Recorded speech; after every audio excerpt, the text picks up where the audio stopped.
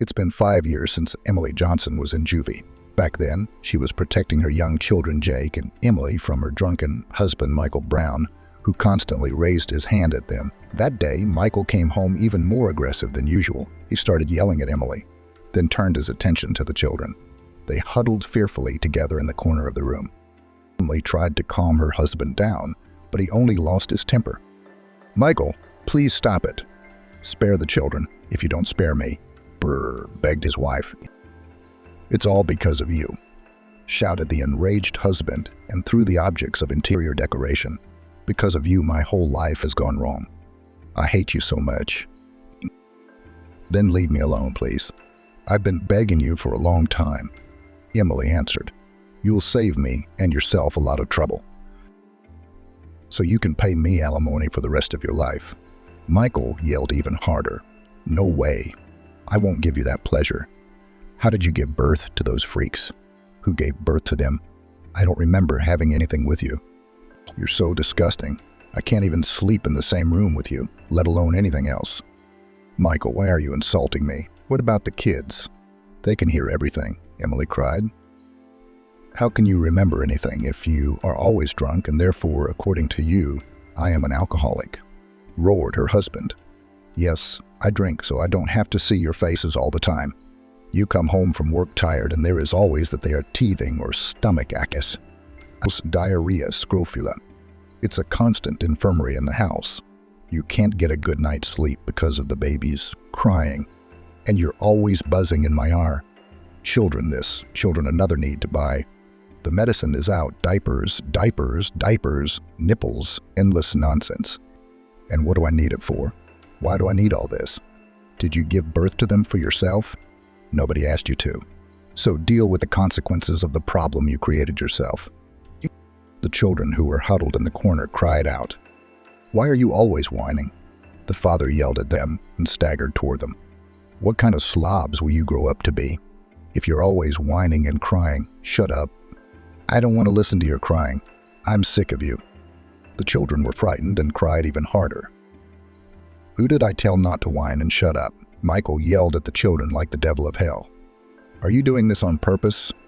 Did your mother teach you to act like this to piss me off? I'm going to show you where it's at. I'm going to make you dance." Michael stepped right up to the children. They were huddled in a corner like hunted animals. He raised his hand to strike, but Emily saw the cast iron skillet on the table, which she'd recently washed but hadn't had time to put away in the cupboard. She grabbed it and, not remembering herself from fear for the children, hit her husband on the head with all her might. He fell unconscious. Emily called an ambulance. It turned out that she slightly miscalculated the force and caused her husband a severe head injury. That same night, the police came for Emily. She was arrested and remanded in custody pending trial. The investigation lasted several months. All the evidence was against Johnson. No one was in the house at the time. The children were not interviewed because of their age. The court sentenced Emily to 5 years in a penal colony, and no one cared that she was protecting her and Michael's children from the monster. The judge said it was just her line of defense, and there was no corroboration of her words. Johnson realized that she had committed an illegal act, but did not regret that she had done so because she had saved the children. That was the main thing for her. Emily never admitted her guilt, believing that protecting her own children from a drunken man is not a crime. It was their own father's crime. At the trial, Emily was given the last word, "Honorable court." Sometimes all it takes is one situation to turn everything upside down. There is no one more dear and precious to me than my children. I would tolerate numerous beatings if only I was beaten, but I could not allow my children to be beaten in front of me. Would I have done the same thing if I had the chance to replay the situation? Of course I would.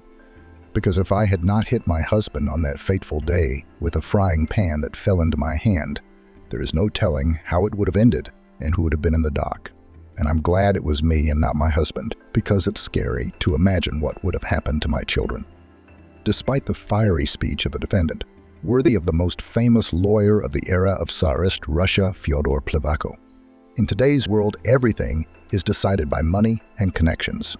Rich parents of the victim of the firm hand of Michael Brown hired the best lawyers. Moreover, the family had access not only to local officials, but also to the regional government apparatus. The forces, of course, were unequal, and that's how Emily became a criminal. Of course, her children were taken away from her at once, depriving her of parental rights. They were brought up by her mother-in-law and her husband's new girlfriend, whose existence Emily learned already in the detention center. Grief-stricken parents, Emily, also removed from the upbringing of grandchildren. They tried to fight, but could not oppose anything to the money and power of the son-in-law's family. The grandparents on her mother's side were not even allowed to see their grandchildren to deliver gifts for birthdays and other holidays. Every day since Emily entered the detention center, she thought about her children. She imagined them playing outside, laughing, running around. She remembered spoon-feeding them, teaching them to walk, reading them bedtime stories. These memories and the hope of someday seeing them again kept her going. Emily was sent to New York Correctional Facility 9. There she was assigned to the 3rd unit. It was uncomfortable and the food was bad. Prison food was rarely to anyone's taste. The cells were damp and cold, especially in winter. Every day passed in the same way. Rise, breakfast, work, lunch, work again, dinner, and bedtime. It was a perpetual Groundhog Day. It was as if the prisoners were held hostage to a time loop. No entertainment except to watch TV. But there were only 2 channels, and all day long, it was the same thing. Sometimes they showed movies, but mostly news. Watching TV was on a schedule. From 9 to 10 news, from 2 to 4, they always aired commercials about healthy lifestyle and all sorts of information.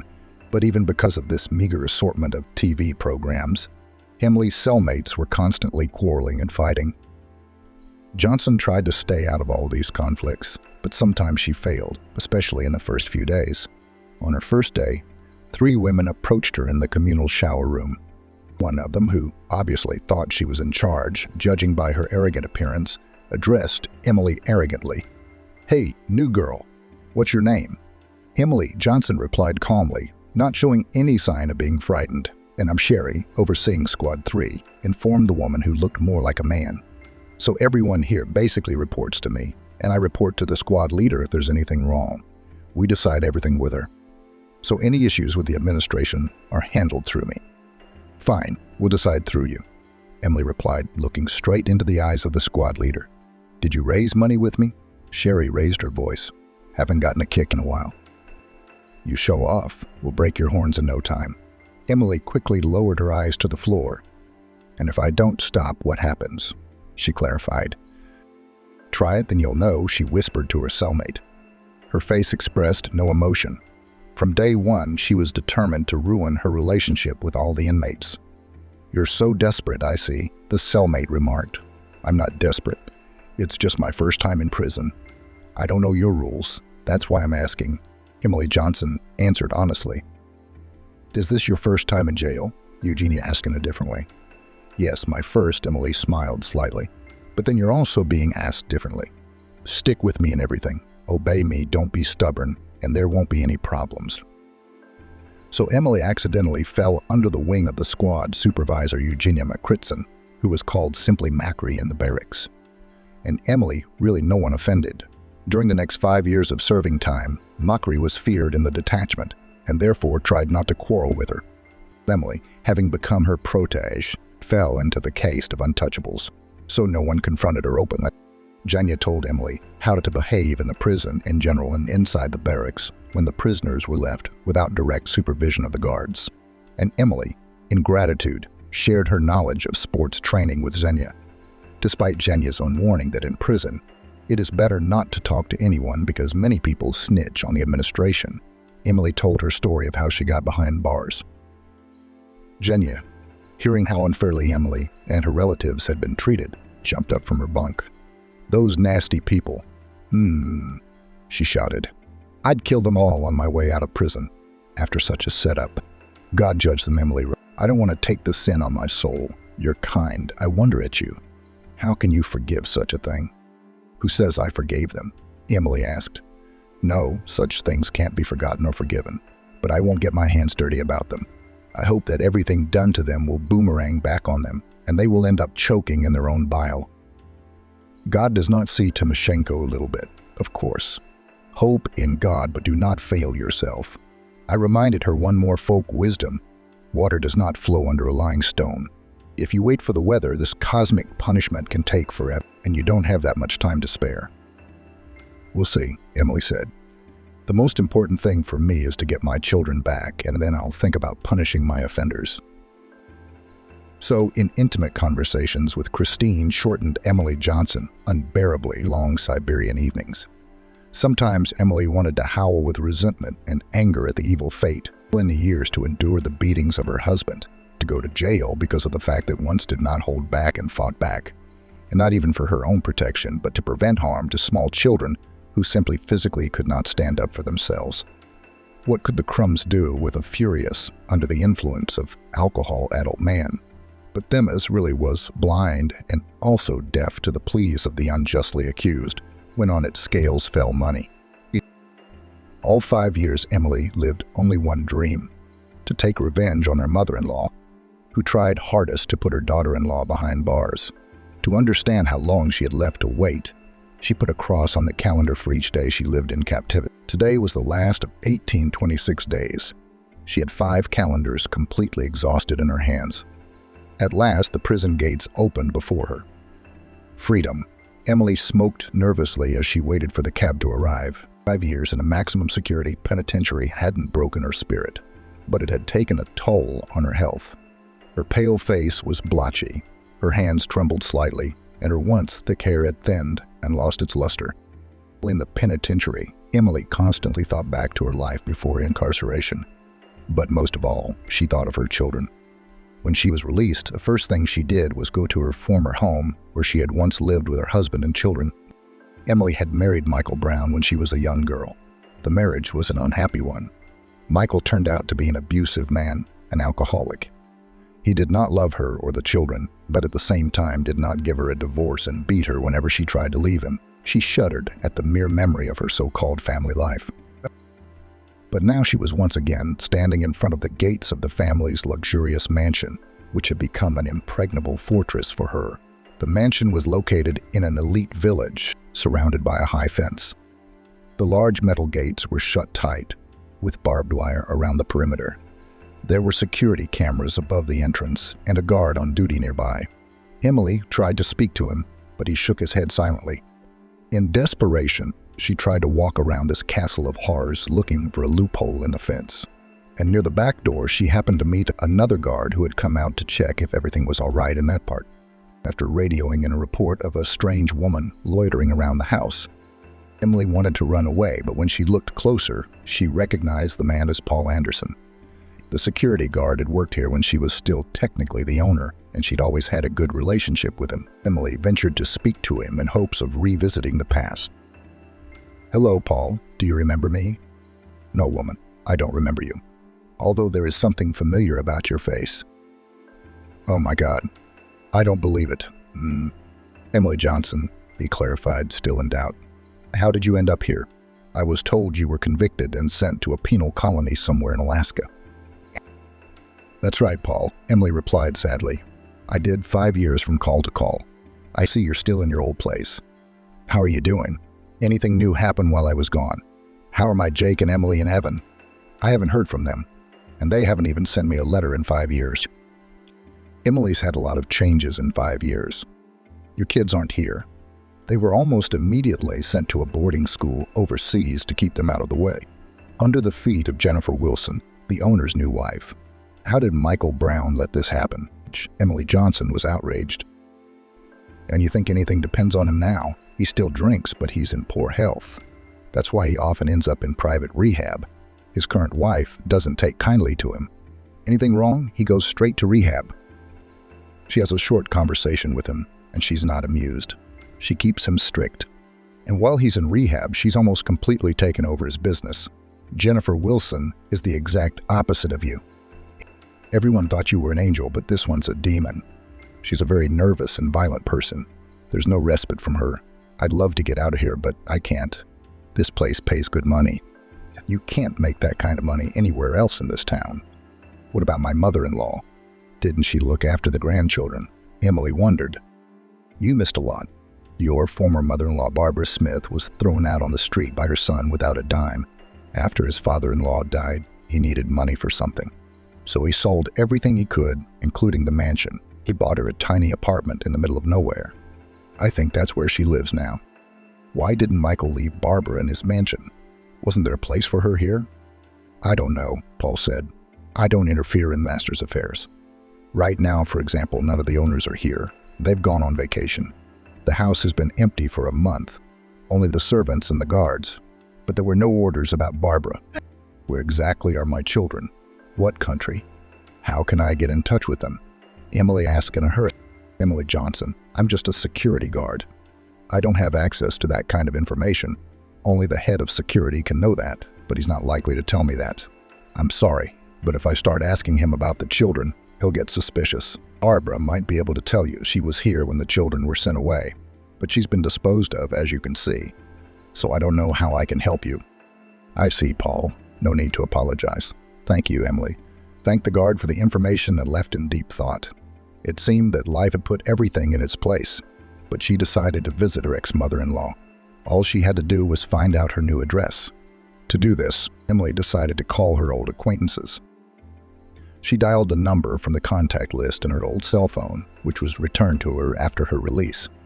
She hoped that the operator hadn't charged her money, and that the number hadn't been blocked because it hadn't been used for a long time. It was ringing, which meant the call had gone through. Emily felt a little relieved, but after a few rings, no one picked up. So she dialed the number again. Again, the long beeps. When Emily was almost desperate, a sleepy, angry voice suddenly sounded on the other end. Who is this? Hello, Lisa. Sorry to bother you. This is Emily Johnson. You used to know me by another name. Do you remember such? Emily asked hopefully. There was dead silence on the phone. After a few interminable seconds, an uncertain voice sounded. Emily Johnson. Didn't they put you in jail for almost killing your husband? They don't put women in jail in America. It was a colony, Emily corrected her interlocutor. Well, it doesn't matter. Anyway, I've already done all my time. And what do you want from me? Cautiously asked Lisa. You see, I found out that my former mother-in-law no longer lives in her mansion. Emily Johnson did not know Barbara Smith's new address. She went to the cottage at her former residence to inquire about the children, but there was no one there. She was told that the children were in a boarding house that was closed. So, does the mother-in-law know exactly where? Emily pleaded. Can you please tell me if you know where Barbara Smith has moved to? I just don't have anyone else to turn to. Want to get in trouble for that? Lena asked cautiously. With what do you want? I swear, I won't tell anyone you gave me the address. I just need to know where my kids have been sent. I don't need anything else from Barbara Smith. But I don't know the exact address, Lena replied. I can only give you the street and roughly explain where the house is and what the house and apartment numbers are. I have no idea. I heard from mutual acquaintances that Michael Brown moved his mother into one of the old houses on the outskirts of town that's about to be torn down. Okay, that's fine with me. The house was a two-story, yellow-colored house on Mechnikova Street, next to the post office. Emily thanked her acquaintance and headed across town to a bedroom neighborhood. She searched for a long time until she found the right house. A time-worn two-story Soviet-built building with trees and shrubbery. The yellow paint had faded, but there were still traces of its former yellowness. Next door was a shabby building with a sign for a post office. Emily turned to the old ladies at the door. Boys, can you tell me where Barbara Smith lives around here? She moved here recently, no more than 5 years ago. Isn't that the Barbara who says she was the wife of an oligarch? The old lady asked. Quite likely she is the very one, replied Emily. So in apartment 5, she lives right here, declared the second grandmother. Who moved in 3 years ago, but she still doesn't talk to anyone. She makes a queen of herself. Only with a neighbor from the 6th apartment occasionally talks to listen to funny stories and retell the yard for fun. And who are you to her, my dear? The first old lady inquired. Not a living soul has come to see her in 3 years. We thought she was all alone. I am a distant relative of hers, replied Emily hastily. I came from another region to look for my kin. I was told that Aunt Barbara was in this town, and I have no other relatives. I'd like to see her before I leave. That's a good thing, approved the old lady. But tell me the truth, Barbara talks about her rich husband and the fancy house they lived in. Or is she making it up? Aunt Barbara hasn't been right in the head for a long time, Emily reported sadly. When her husband died, she got nervous and started making up stories. That's what's the matter. The grandmothers lamented, and we thought she was making up stories on purpose. How did they put her here alone, so clever? Where did she live before? Her house was sold because of debts by debt collectors. I went there and there are other owners. They bought her an apartment in the neighborhood so she wouldn't be left on the street. I've been going from house to house asking if Barbara Smith lives here. I've given up hope of finding her. Oh, you're just in time. Thank you for cluing me in. Where's my auntie? The whole family's been looking for her, but they can't find her. Oh, honey, you're doing a good thing. God help you. Okay, grandmothers, thank you for your kind words. I'm gonna go sit down Barbara, see if she needs any medicine or groceries. Go, sweetie, go with God. Emily climbed the old, shabby staircase to the second floor. The banister was warped from time and long past its function, swaying at the slightest touch. There was the fifth apartment. Emily pressed the bell. It rattled nastily, announcing the arrival of a guest. The door was opened by an elderly woman who had aged beyond recognition, and it was hard to recognize the rich, well-groomed lady in her expensive clothes and impeccable hair. In front of Emily stood an ordinary grandmother in a terry cloth bathrobe and rubber slippers over wool socks. "Hello, Barbara," Emily said hello. Here we meet. "Hello, who are you here to see?" "How do you know my name?" Emily's former mother-in-law asked. "Oh, Barbara, have I changed so much in 5 years that you don't recognize me? I guess prison isn't good for everyone." Her mother-in-law's eyes rounded at those words, realizing who her guest was. "Emily, is that you?" the mother-in-law asked in a trembling voice. "Yes, Barbara, it's me." "Oh, Emily, you see, fate has not spared me either," said Barbara and cried. "It's my son, for whom I sacrificed everything, took away the last of my possessions down to my jewelry. After my father died, he sold everything. He put me in this shack. I live on a tiny pension, barely making ends meet. There's nothing to sell because my son robbed me of everything. He even took my diamond earrings out of my ears. I applied for a subsidy to pay for utilities, because after that there are only miserable crumbs, on which before I could not live a day. Now I have to scrape by for a month." Emily was disgusted by what she saw, but she wasn't going to feel sorry for the woman. She deserved to be treated that way. But as angry as Emily was at her ex-husband, she hadn't expected this from him. She understood his reasons for selling the family home, but the way he'd treated her mother was unforgivable. He'd told her he urgently needed money to save the business, but Emily knew it was just an excuse. "Barbara, I've come to see you. Don't cry. I'm not going to listen to your life stories, am I? I've got a lot of them myself.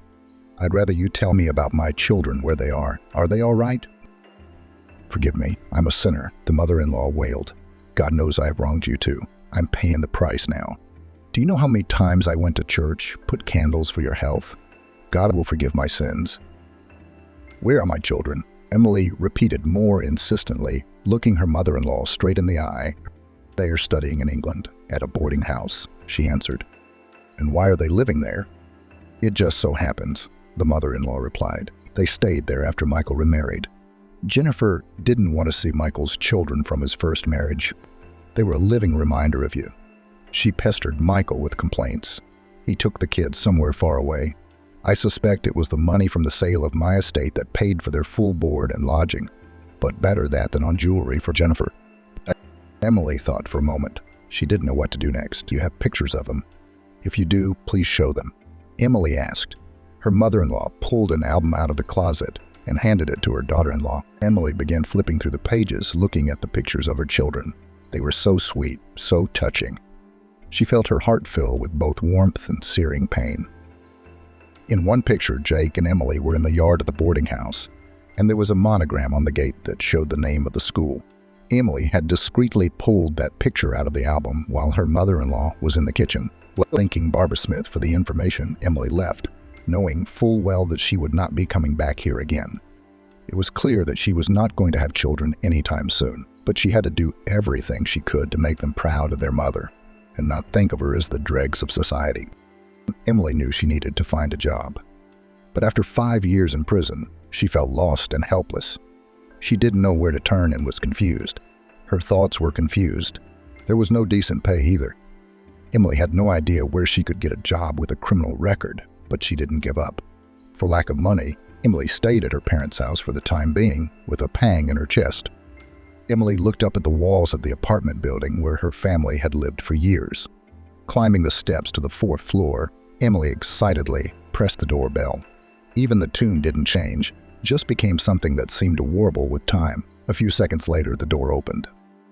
"Good Lord, Emily, daughter, is that you?" exclaimed the mother at the sight of her daughter at home. "It's me. Why didn't you call? Didn't warn your father and me. We would have met you. What a joy. Come in, my daughter. Why are you standing on the doorstep as if you weren't my own?"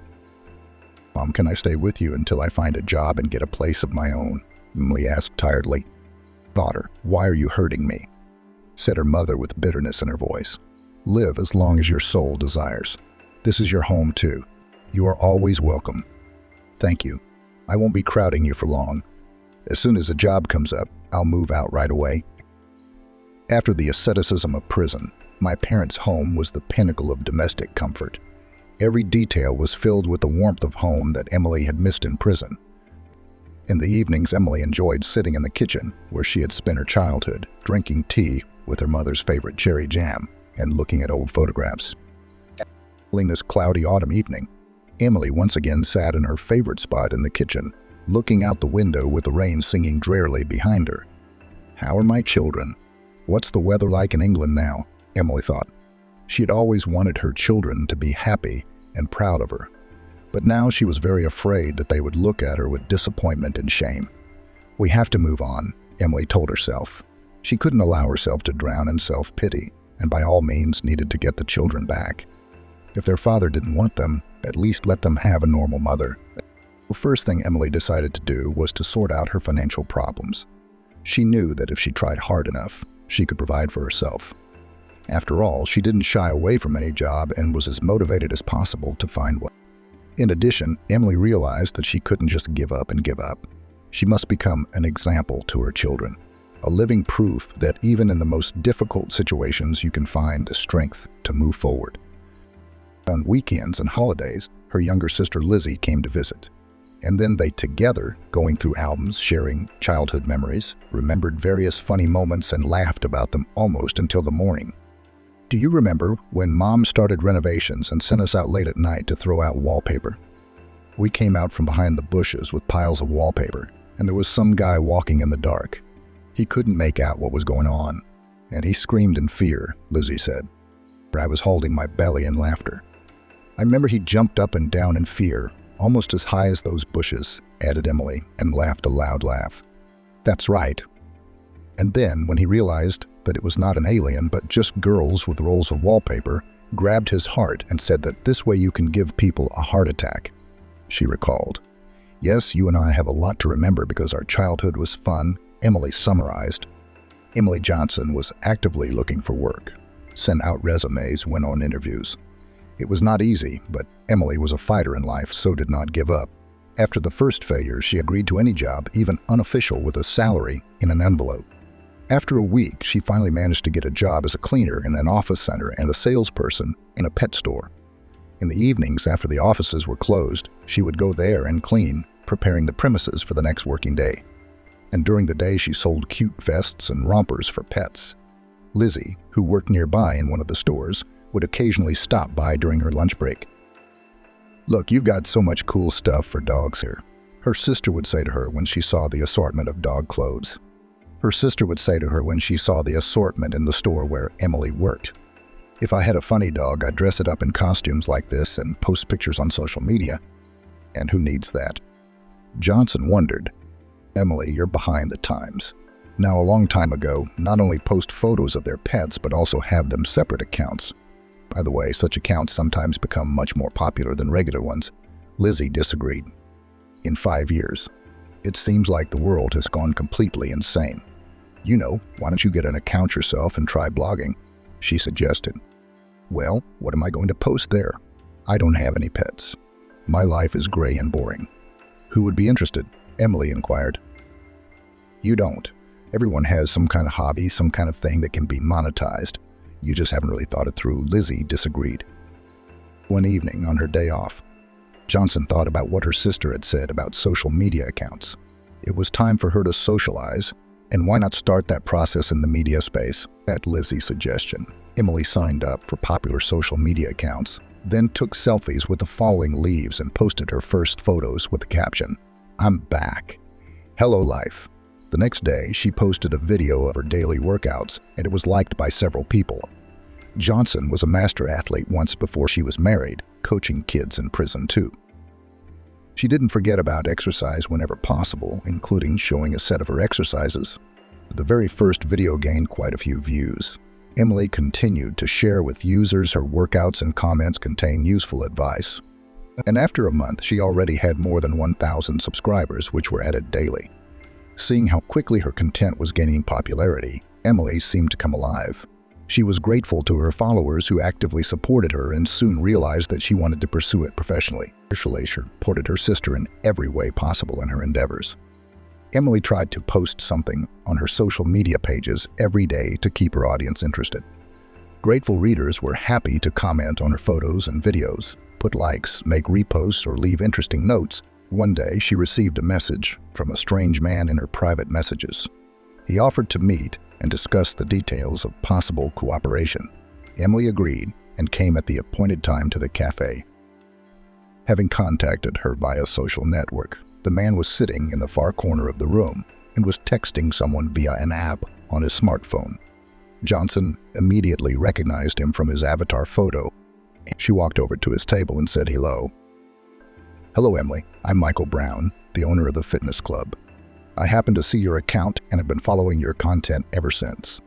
It seems to me that you're far from an amateur, but for some reason you're not playing sports professionally right now." "Yes, you're right," Emily admitted. "I was a master track and field athlete and used to coach kids. But then I got married, had a baby, and didn't have time to practice. And now I decided to combine pleasant with useful. I just share with users the complexes of exercises that I've developed myself." "Don't be modest," Brown smiled back. "You have a great program of your own, and we're very interested in working with you. We need trainers who can not just teach some templates and blanks, but who can design and tailor personal training programs for clients based on gender, age, weight, and other individual characteristics. How do you feel about working for us as a trainer?" "Quite an enticing offer," Emily replied. "Would I be allowed to keep posting stuff on my account?" "You can't. You should," Brown stated confidently. "Actually, it was the gaining popularity of your account, coupled with the good content, that gave me a certain idea. You will continue to post your workouts, but somewhere inadvertently will appear in the background of the logo of our club. You don't need to advertise anything on purpose so it doesn't look too intrusive. But if users ask questions, you'll tell them that you work for us. Plus, if you have the desire, you can do online training for our clients. How's that for an offer?" Emily was absolutely thrilled at the offer, but didn't put on a show so as not to scare off her potential employer with her tumultuous emotions. Of course, she accepted. In just a few months, her life completely changed. She got a lot of clients. She was conducting online training sessions for people from all over the world and earning good money.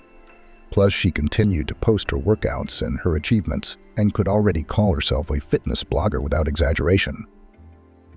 Thus, Emily, in the shortest possible time, rose from the lowest rung of the social ladder almost to its top, all thanks to the fact that she risked to share with people her hobby, which now brought her not only pleasure, but also money. Over time, her classes became very popular. Emily began to be invited to various programs she was written about in the media. She met many interesting people and became quite a famous fitness blogger. This is how the success story of Emily Johnson began. At another interview, Emily was once asked, "Emily, will you share with our radio listeners what is the secret of your unusually fast success?" "To be honest, I don't know myself," Johnson replied. "There's probably no secret to it. It's just a lucky coincidence." "And who suggested you try your hand at being a fitness blogger?" "The opportunity was suggested to me by my younger sister, Lizzie. She said it was okay to get social media accounts and post anything I liked. And directly, my current content was inspired by my athletic past. I was a master athlete in track and field and used to coach kids. So at first, I was just posting my regular day workouts, and then somehow it just went from there. And I didn't notice how I became a fitness blogger myself. Quite a coincidence of circumstances." Well, we congratulate you, Emily, on such a successful debut. When Johnson became quite the successful businesswoman, she began searching for Jake and Emily by the logo on her school uniform and monogram. Emily Johnson, a well-known fitness blogger, discovered from a photo that her children were at Mount Mill Hill International Closed School in Mill Hill, North London. It had a summer program and students could stay there all year round. Children from other countries were often sent here to adapt to the language, culture, and education system of Britain. Boarding school, with its complex of buildings, was located on 150 acres of parkland 10 miles from the center of London. A year after his release, oldest son Jake was turning 17 and graduating from Mill Hill High School. Johnson decided her son's graduation was a great excuse to meet his mother, but first she needed to set the stage. She filed a lawsuit in court to have her parental rights restored. Michael Brown, named in the suit as a defendant, did not appear in court, sending his lawyer. Representatives of the guardianship, custody, and prosecutor's office were present at the trial. This time Johnson was prepared, enlisting the support of an experienced family lawyer. Brown's attorney, Herman O'Brien, was surprised to see not a judgmental woman with an immoral lifestyle, but a healthy, beautiful woman whose face he recognized. He was a fitness blogger to whom his daughter subscribed. Herman realized his position on the case was crumbling. Upset, he called a client. "Hello, Mr. Brown. This is Herman O'Brien, your attorney in the reinstatement of parental rights case. I have some unfortunate news." What else could have happened? It's a frivolous case. Even an intern will win. Don't disappoint me. I paid you a lot of money, Brown was indignant. "Mr. Brown, the fact is that you and the child welfare authorities misled me by providing incorrect information about the plaintiff," the lawyer parried. "When did I mislead you? You said yourself that my ex-wife is a marginalized person with an immoral lifestyle after prison," Brown marveled. "But that's not true," Herman clarified. "You provided false information, and now I have no argument. I need time to prepare, but the court can say no." "Why are you getting worked up over false information? Where is it false?" "And the child welfare authorities have confirmed it," Brown gasped in indignation. "Not only are you lying to me, you're accusing me. You don't want to work, say so, but I'll take the money from you with interest." "Understand, Lawyer Mishka?" "Great, I'm waiting for your claims." "I myself do not want to cooperate with you anymore, and do not call me anymore," the lawyer replied. Even to apologize for the unjust accusation, Herman O'Brien did not come. At last, he wished from the bottom of his heart the famous fitness blogger Emily Johnson, who was his ex-wife, to win this case and be restored in parental rights. He was sure that she would succeed, especially after he was out of the picture. With these words, an aggrieved Herman O'Brien challenged and walked away. The absence of anyone on the defendant's side played into Emily Johnson's hands. Her attorney did an excellent job, and the court granted her claim. After receiving an effective, favorable court order, Johnson submitted a request to Mount Mill Hill International School to attend the prom as the legal representative of two students, 17-year-old Jake and 15-year-old Emily Brown. Soon, she received an invitation to the formal part of the graduation celebration in her email. But for Jake and Emily, the news that their mother would be attending the prom came as a shock.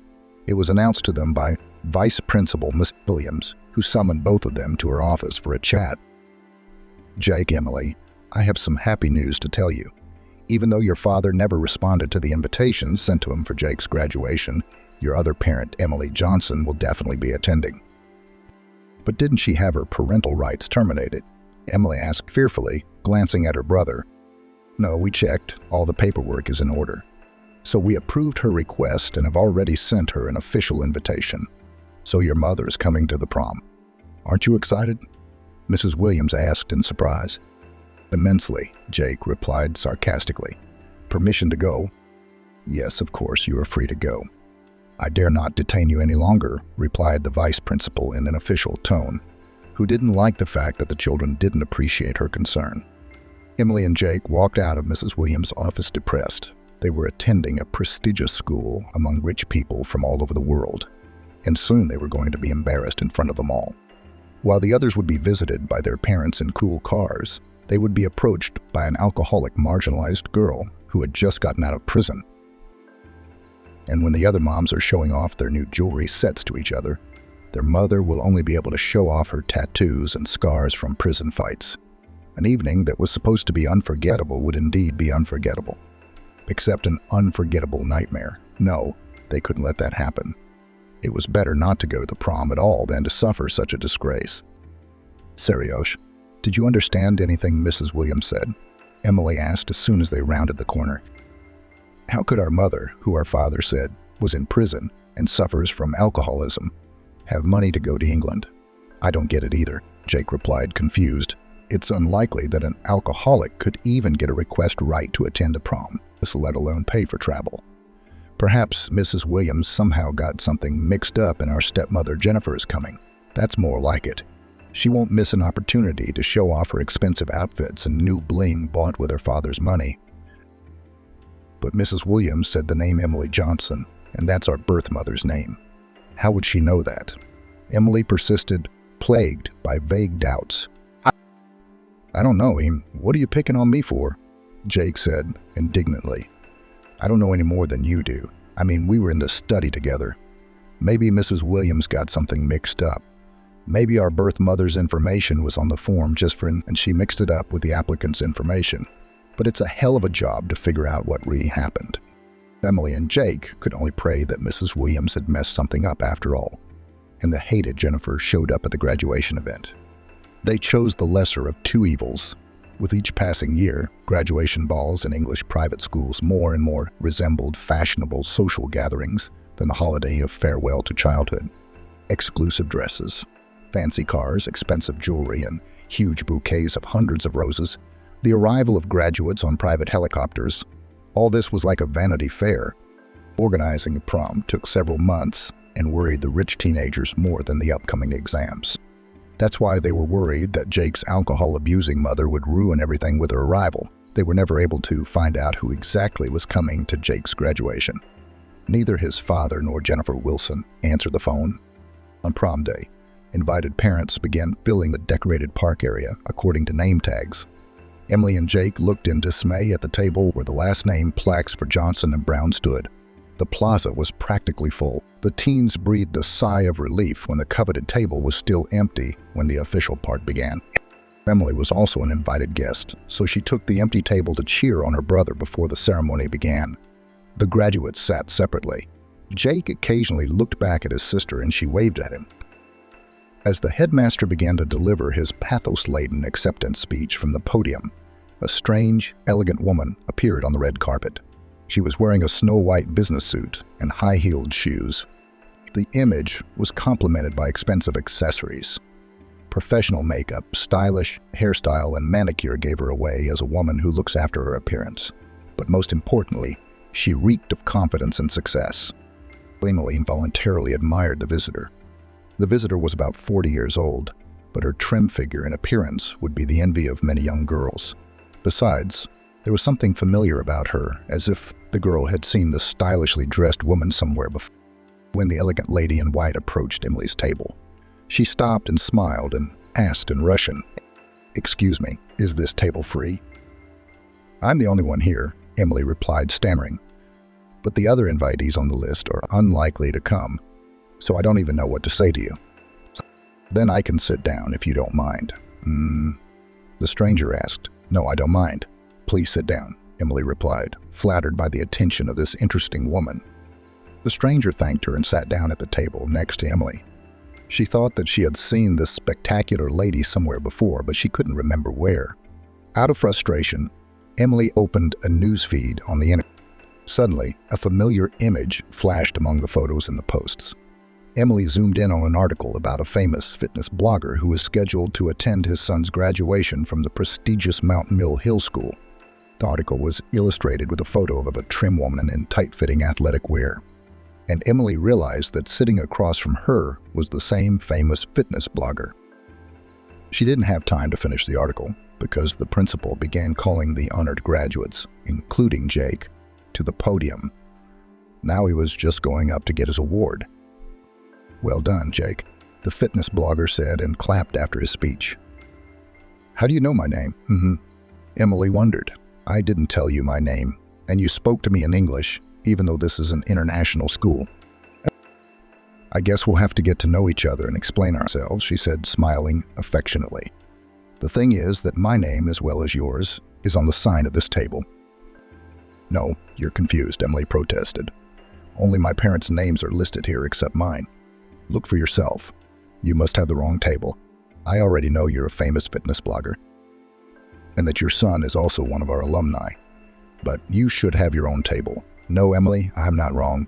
I am the fitness blogger whose son is graduating from this school today. My name is Emily Johnson. I used to go by the name Brown. Emily was speechless when she heard that. She had a cognitive dissonance because what she had heard from her relatives and her mother did not match what she had seen and read. Was this successful businesswoman and famous fitness blogger their mom? She didn't remember her well, but her father and grandmother and stepmother had always said their mother was a wasted alcoholic sitting in juvie for trying to kill her husband. But the woman sitting across from her now clearly didn't fit the image she'd gotten from other people's influences. Her smiling Jake, who had already received his diploma, came up to Emily. Hello, Jake greeted the lady at the table in English and then turned to his sister. Why don't you introduce me to your date? I've seen you two chatting all this time. Jake, why don't you sit down first? His sister asked him in a conspiratorial tone that made him uncomfortable. Why? Jake was surprised. I'm afraid what I'm about to tell you will shock you very much. If I hadn't been sitting up when I heard it, I would have fallen over long ago, Emily explained. Emily, you're scaring me, Jake said, smiling, but sitting down obediently next to his sister. What is this shocking news you're going to tell me? Jake, I'd like you to meet me. This is a well-known fitness blogger in Russia, Emily told her brother. Remember, I showed you the video lessons of a fitness trainer from a popular fitness club. That's her. The real deal. She's here for her son's graduation. There's even a story in the Russian media today. It's very nice to meet you, Jake replied. Is this your shocking news? No, Jake, that's not all. You didn't let me finish. This woman's name is Emily Johnson. So I'd like you to meet her. Bro, this is our mom. She's the one who came to your prom. Jake looked at the woman sitting next to him and couldn't believe what was happening was real. Mom? Jake asked in surprise. He was looking at Emily now, his eyes rounded, trying to recognize the familiar features in her that remained in his vague, fragmentary memories of his mother and the years he'd spent with her. Yes, son, it's me. Answered Johnson and looked at her son with love and warmth. Don't you remember me at all?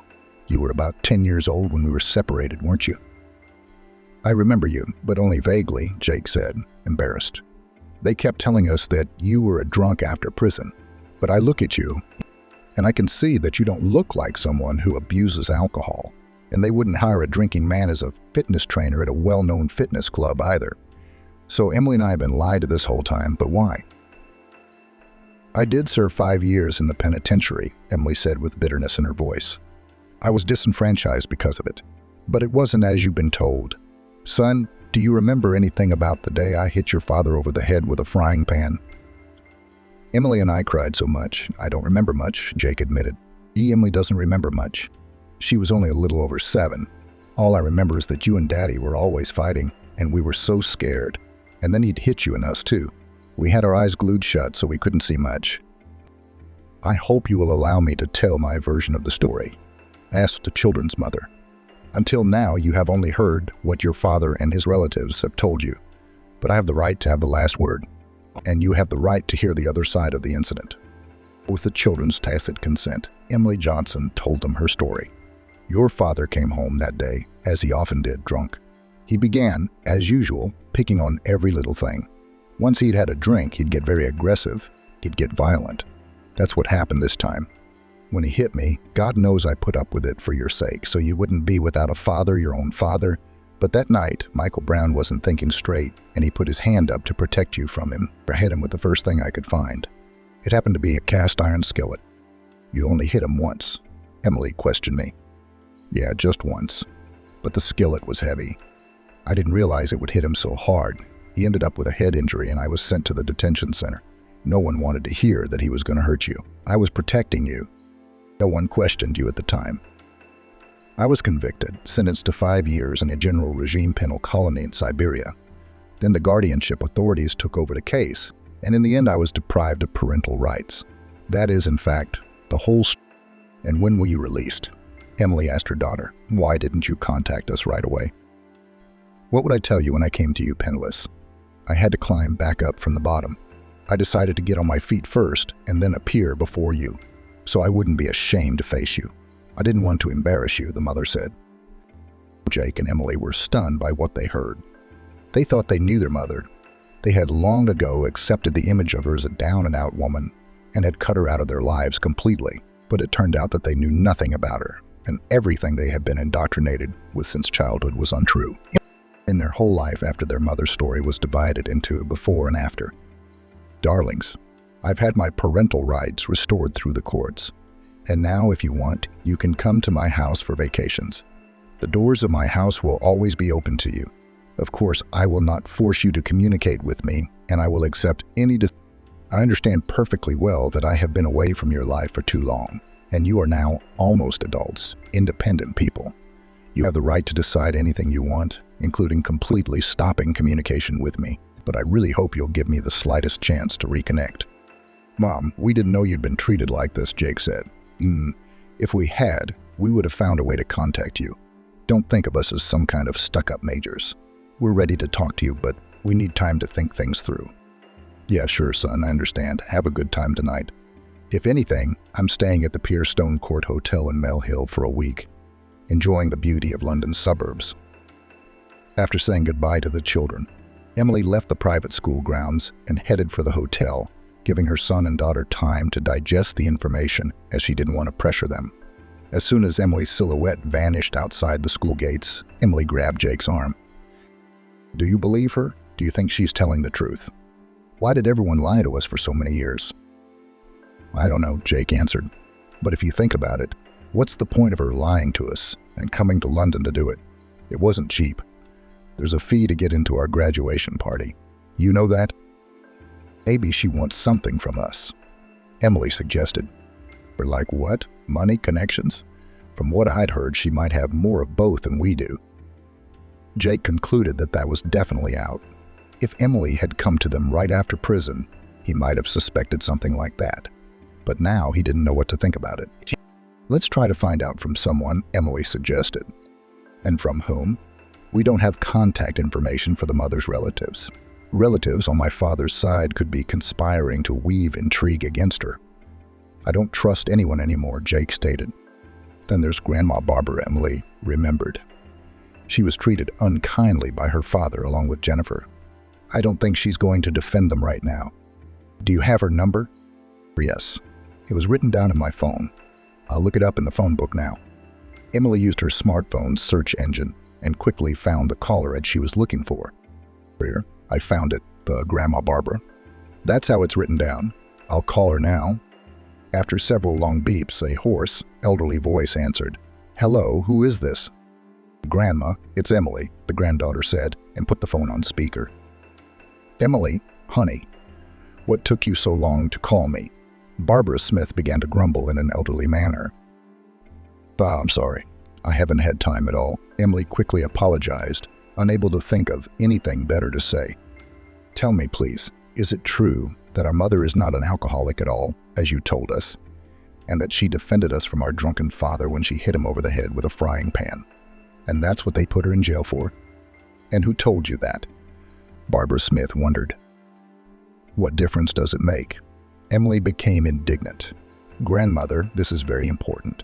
Please tell us the truth. We're old enough to realize that this story isn't as simple as you've been telling us for years. Now is your chance to set things right and ease your soul. I've had this sin on my soul for a long time. Barbara Smith began her repentance. I disliked your mother. What's more, I was always against Michael's choices. He married that commoner despite me. He did everything back then to spite me in retaliation for overprotectiveness. He married Emily on purpose to hurt me, and he didn't love her one bit.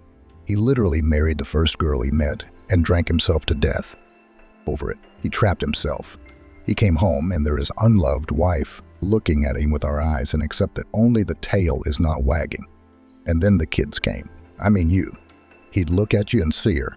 And he got so sick of it that he got so drunk and started to get drunk. That fateful night, he got drunk and started to get violent again. He wanted to hurt you too. Emily stopped him from doing that. She hit him over the head with a frying pan, and it was cast iron. That's why it hit him too hard. Of course, if Emily had a good lawyer, it could have been argued as passion or necessary defense, but at the time, I had money and connections, and I could afford a lot of things that mere mortals couldn't. Emily had nothing. She ended up with a 5-year sentence with no mercy or leniency. I took you away from her too, to hurt her, and shot. I thought I was raising her on my own. But you see what happened. God punished me in his own way. How could you do such a thing? Emily screamed into the phone. You ruined my mom and his whole life. Separated mother and young children. Why? So you could put mom in jail and the kids in boarding school. You're a real dog in the hay. You don't mess around, and you don't let people mess around. I felt sorry for you at first. I thought your father hurt you. But now I see that he did the right thing. You have brought up a son worthy of you. And now you are reaping the fruits of your own upbringing. But Emily was no longer listening to Barbara's attempts to object. Emily was defiant. Everything she needed to know she had already learned. But did you hear everything? Emily asked her brother just in case. Yes, Jake answered sadly. I wish I hadn't. To find out just before you came of age that your relatives had separated you from your mother on purpose and sent her to prison and you to boarding school, out of sight, that's beyond all expectations. What kind of people? How can you even call them people after that? They just ruined our lives, stole time we could have spent with our mother. They're here, in a foreign country, among strangers. They took away our happy childhood and replaced it with the harsh everyday life of a boarding school. Yes, we lived not in an orphanage, but in a private, prestigious boarding house. But it doesn't change anything in essence. We were kept here against our will, away from our loved ones, and even on vacations we were not taken home. We were brought up by strangers and foreigners on top of that, who have their own culture, traditions, customs, and mentality. Emily was already getting ready for bed, removing the remnants of makeup with cosmetic milk, when someone knocked quietly on her room. At first, she thought she was imagining it, but a few seconds later the knock came again, louder and more insistent. That's strange, Johnson thought. I didn't order anything for the room. I guess the desk clerk wants to change the towels, but I only used them once. She opened the door to say that her towels were fine, but she was halfway through her admonishing speech. It wasn't the hotel staff standing in front of her, but Jake and Emily. I'm sorry it's so late, but it's an emergency. Will you let us in? Emily asked, looking pleadingly at her mother. We need to talk to you. Yes, of course, come in, Emily said and stepped away from the doorway to let the children into the room. Have a seat. Don't just stand there. There's no truth in feet. The children, as if in a box, sat down modestly on the edge of the couch. They were kind of depressed, and this was not hidden from the eyes of the mother. What's wrong? Emily asked right away. Did something happen at the high school graduation? Was there a problem? No. The prom went well, and we didn't have any problems at school, Jake reassured his mother. We're here about something else. Yes, we need to apologize to you. Emily began her speech with a fervor. We need to apologize to you for ourselves and for our family. We learned from Grandma today what a terrible thing she really did to you. She's the reason you had to go through all this horror. Forgive us if you can. Mom, my babies, Emily said in a shaky voice, salty drops crawling down her face. You are the last people in this world who should ever apologize to me for anything. You are as much victims of circumstance as I am, and even more innocent than I am. I'm the one who should be apologizing to you for making things worse by trying to protect you. And in the end, I lost you, and I didn't save myself from unjust condemnation. May, we all know, Jake exclaimed, jumping up from the couch and hugging his mother. Hot tears were streaming down his cheeks, and he wasn't the least bit embarrassed. Where else could he cry in peace but in his mother's arms? Grandmother repented to us and confessed that she used her money and connections to put you in prison for a long time. She also took us away on purpose to hurt you more, and it's all my father's fault. Married you to spite his mother, and she got her revenge, but not on him, on you for some reason. Emily joined her brother in the first family hug in a long time.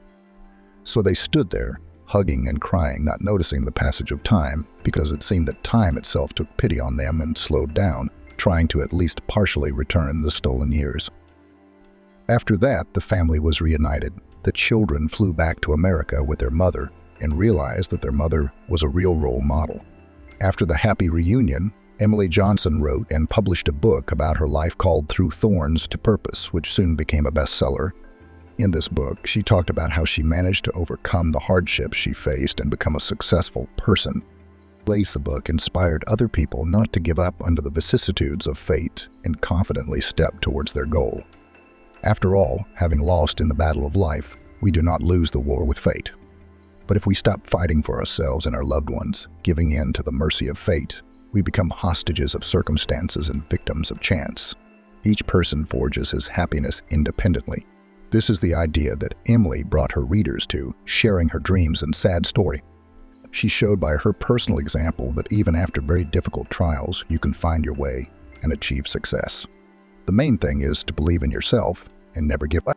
Everything in the lives of Emily and her children also turned out well.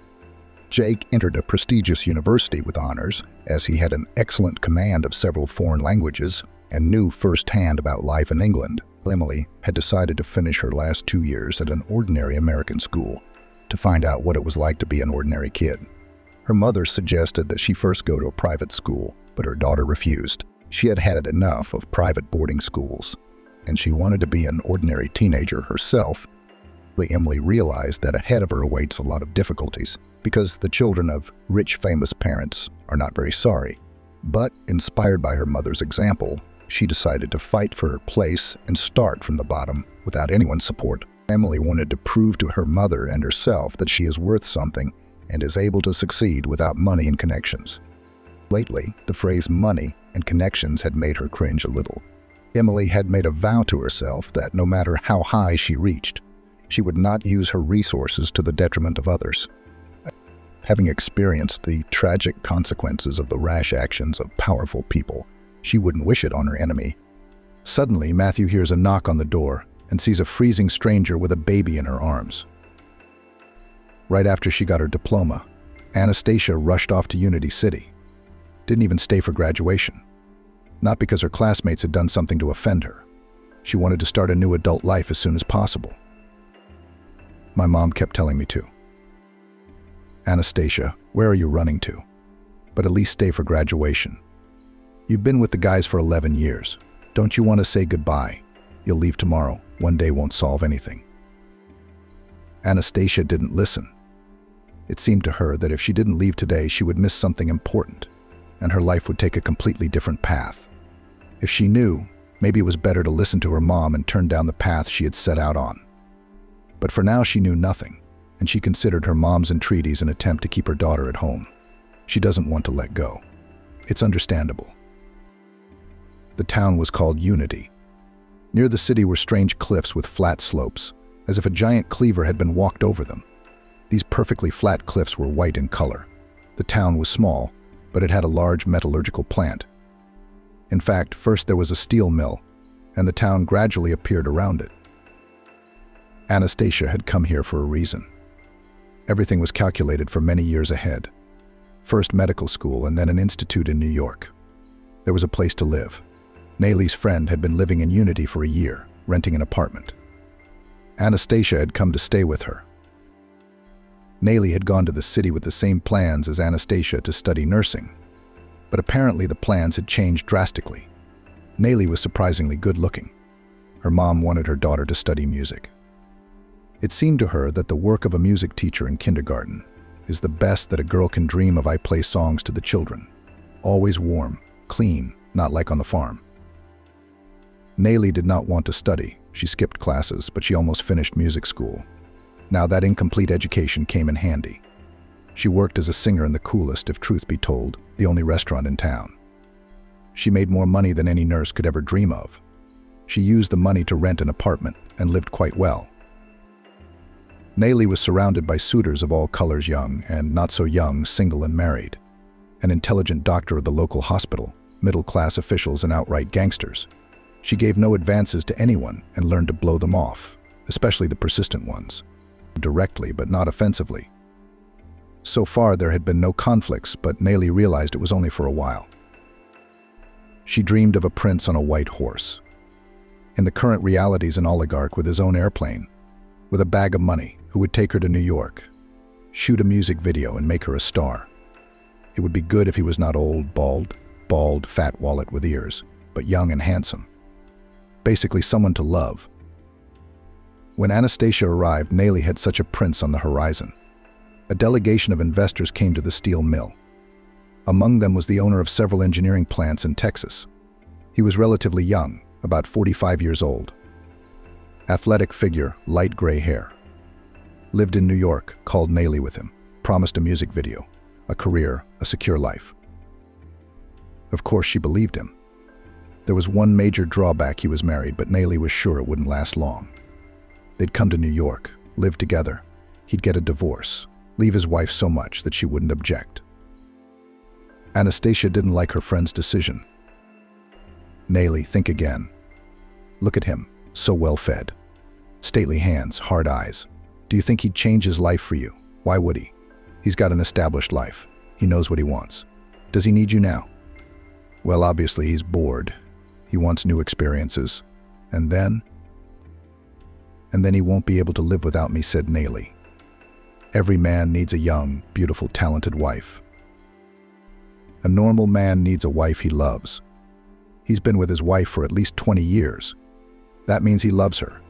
Sleeping with you doesn't mean he wants to leave her. Maybe he doesn't. You think there were no other women before you and he's still with his wife? Doesn't it bother him? Nelly grinned. Don't you want to change your mind again? You're like Sigmund Freud in a skirt. You're psychoanalyzing me. Don't psychoanalyze me. I can't stay here. I know it's my own fault. I wanted money, didn't study, went into the restaurant business. And now, if the bandits don't kill me, I'll sing for another 5 years. Then what? And here's a chance. That's the kind of man I need. I love him and I'll do anything to make us together. Don't worry about me, girlfriend, I won't be lost, said Nelly. You'll be giving interviews like a star's girlfriend. Oh, Nelly, how can you go into the deep end like that? Anastasia objected. I can do a lot more than that. You see, I've paid a year's rent here. Study and wait for news. She left and disappeared. No call, no letter. Anastasia called Nelly's mother, but she didn't know anything about her daughter. After college, Anastasia tried to go to college. It didn't work out. Okay, next year, she decided. In the meantime, she returned to Springbrook. The hospital's chief of staff was happy to hire her to work in the surgery department. Anastasia loved her job. She had never felt so needed, so important. She also liked the attention of the young surgeon, Denial, who was far from professional. They spent a lot of time together. He asked Anastasia out on dates, walked her home after work. But Anastasia felt he was a little too proper. He had everything figured out, everything in order. A man of reason, but not of feeling. I suppose that helped in a surgeon's job, but girls want something a little different. So when Denial met her at the door with flowers and said, Anastasia, we know each other well, we work together, I love you. I think it's time we got married. Anastasia did not find what to answer, sincerely asked. Marry? Why? Now? Denial was dumbfounded. Why? Don't you understand? You and I are a good couple. We're good friends. It's too early to say couple. I'm sorry, but thanks for the flowers. I'll see you at work. In New York, the son of steel mill owner Andrew was having fun. He organized a contemporary art exhibition in an old abandoned factory. Today was the opening.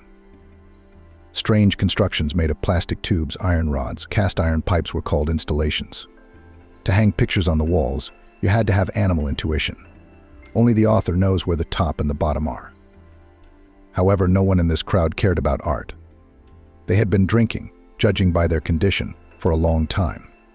And some of them, apparently, not only drank. Music was blaring. Multicolored laser beams pierced the space, and painted girls were knocked down. It had been going on for about 5 hours when Andrew's father, Dan Belton, and his guards came in. After getting drunk, MS, something went dancing around the tables. Andrew doused her with champagne and from his 2 girlfriends on him. Dan stared at the whole scene for a couple minutes. Then he commanded security. "Get this one in the car." As they dragged Andrew to the car, he yelled, "Dad, are you interested in art too? Aren't you the investment tracker?" In the morning, everyone tiptoed around the Bilton house. Dan was angry. "I gave you money to buy the plant. You bought the plant, and you're setting it up like this. Just because you gave me money doesn't mean I have to fulfill your conditions. You can't demand obedience from a man for money. You can't demand obedience from a man, but with a son who lives his life with painted girls, can you? Listen to me carefully. You're a member of the board of directors of our holding company. If you don't start working, I'll kick you out, you'll be out of money. And all your ugly antics will go away by themselves. I'm giving you one last chance. I'm flying to Pittsburgh tonight. They'll meet you there and take you to Springbrook. There's a problem at the mill. Can you decide if you want to stay on the board? No. You're no longer part owner or heir. What you do for a living is none of my business." Andrew didn't care about the metallurgical plant and its problems, as well as about modern art. But he didn't dare to disobey his father. He didn't believe that his father would disinherit him and kick him out of the house. But he could limit the money, and Andrew did not want to be limited. Accustomed to the fact that nothing to himself, his favorite, do not refuse. There were indeed problems at the plant. He could not work at full capacity because of too old, worn-out equipment. Some of the equipment had to be replaced urgently. This required a lot of money. Andrew had to conduct a technical expertise, calculate the costs, and justify the necessity of these expenses to the board of directors. He spent all his days at the plant, studying the situation, making notes, taking photographs, making calculations, writing reports. Andrew had already figured out what kind of modernization needed to be done. Now he had to convince the board of directors. He suddenly liked to do a necessary and important thing, on which depended the fate of not only the plant, but the entire city. Besides, he couldn't forget the dismissive tone with which Dan's father had spoken to him. He made no secret of the fact that he considered his son worthless. Andrew was assigned to Master Benjamin, whom everyone called simply Bilton. It seemed to be to help to drive around the factory, to show, to advise. In fact, Bilton had another task: to look after the young master.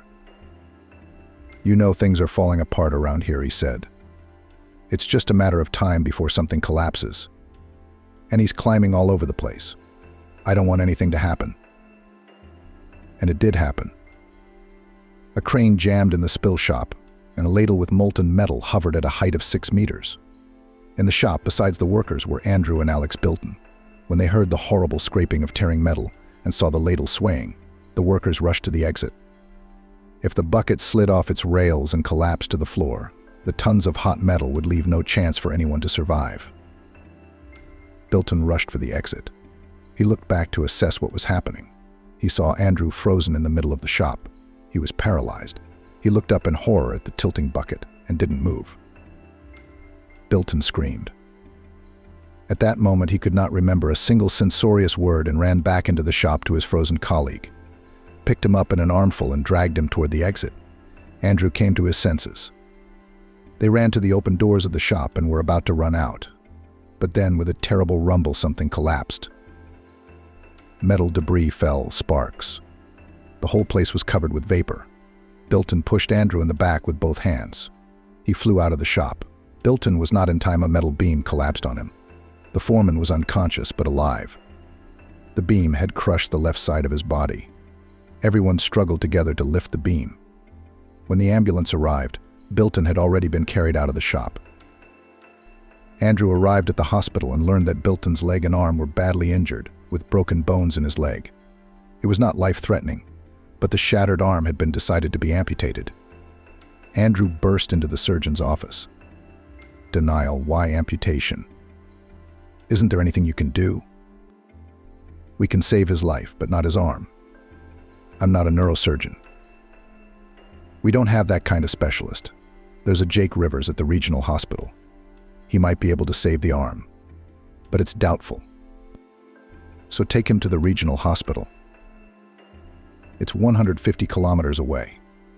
Bilton can't be transported. He won't make it. We have 2 hours left.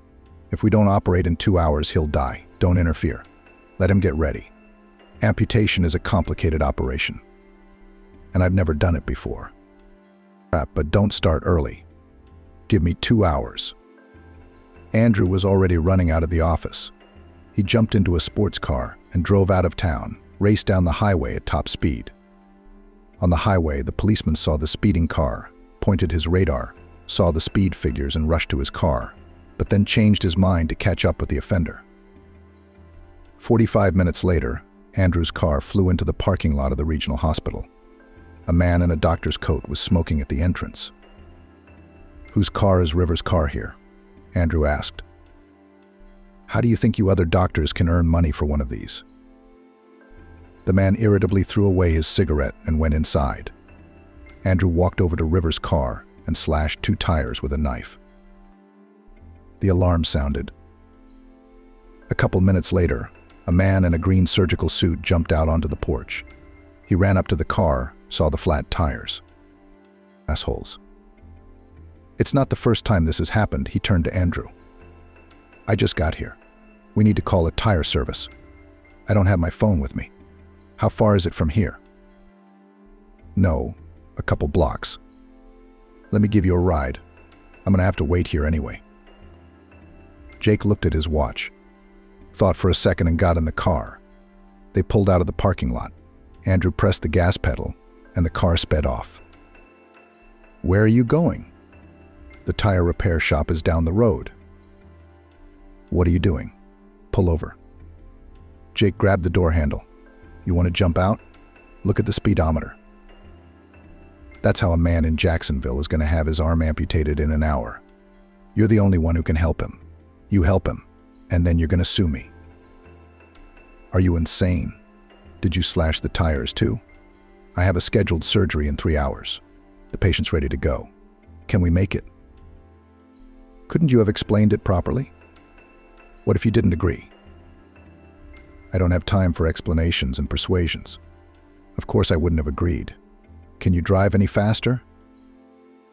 At the hospital, Bilton's wife, eyes swollen with tears, grabbed Denial's hands, demanded immediate surgery. What are you waiting for? Let him be without an arm, but alive. Denial stalled, realizing the risk of the situation. 15 minutes. We can't wait any longer. It's time. Jake entered the hall and went straight to the operating room. The operation lasted 2 hours. There was complete silence under the operating room door. No talking, no sobbing. They waited tensely. A tired Jake came out, slowly pulled his cap off his head, looked around at the waiting people.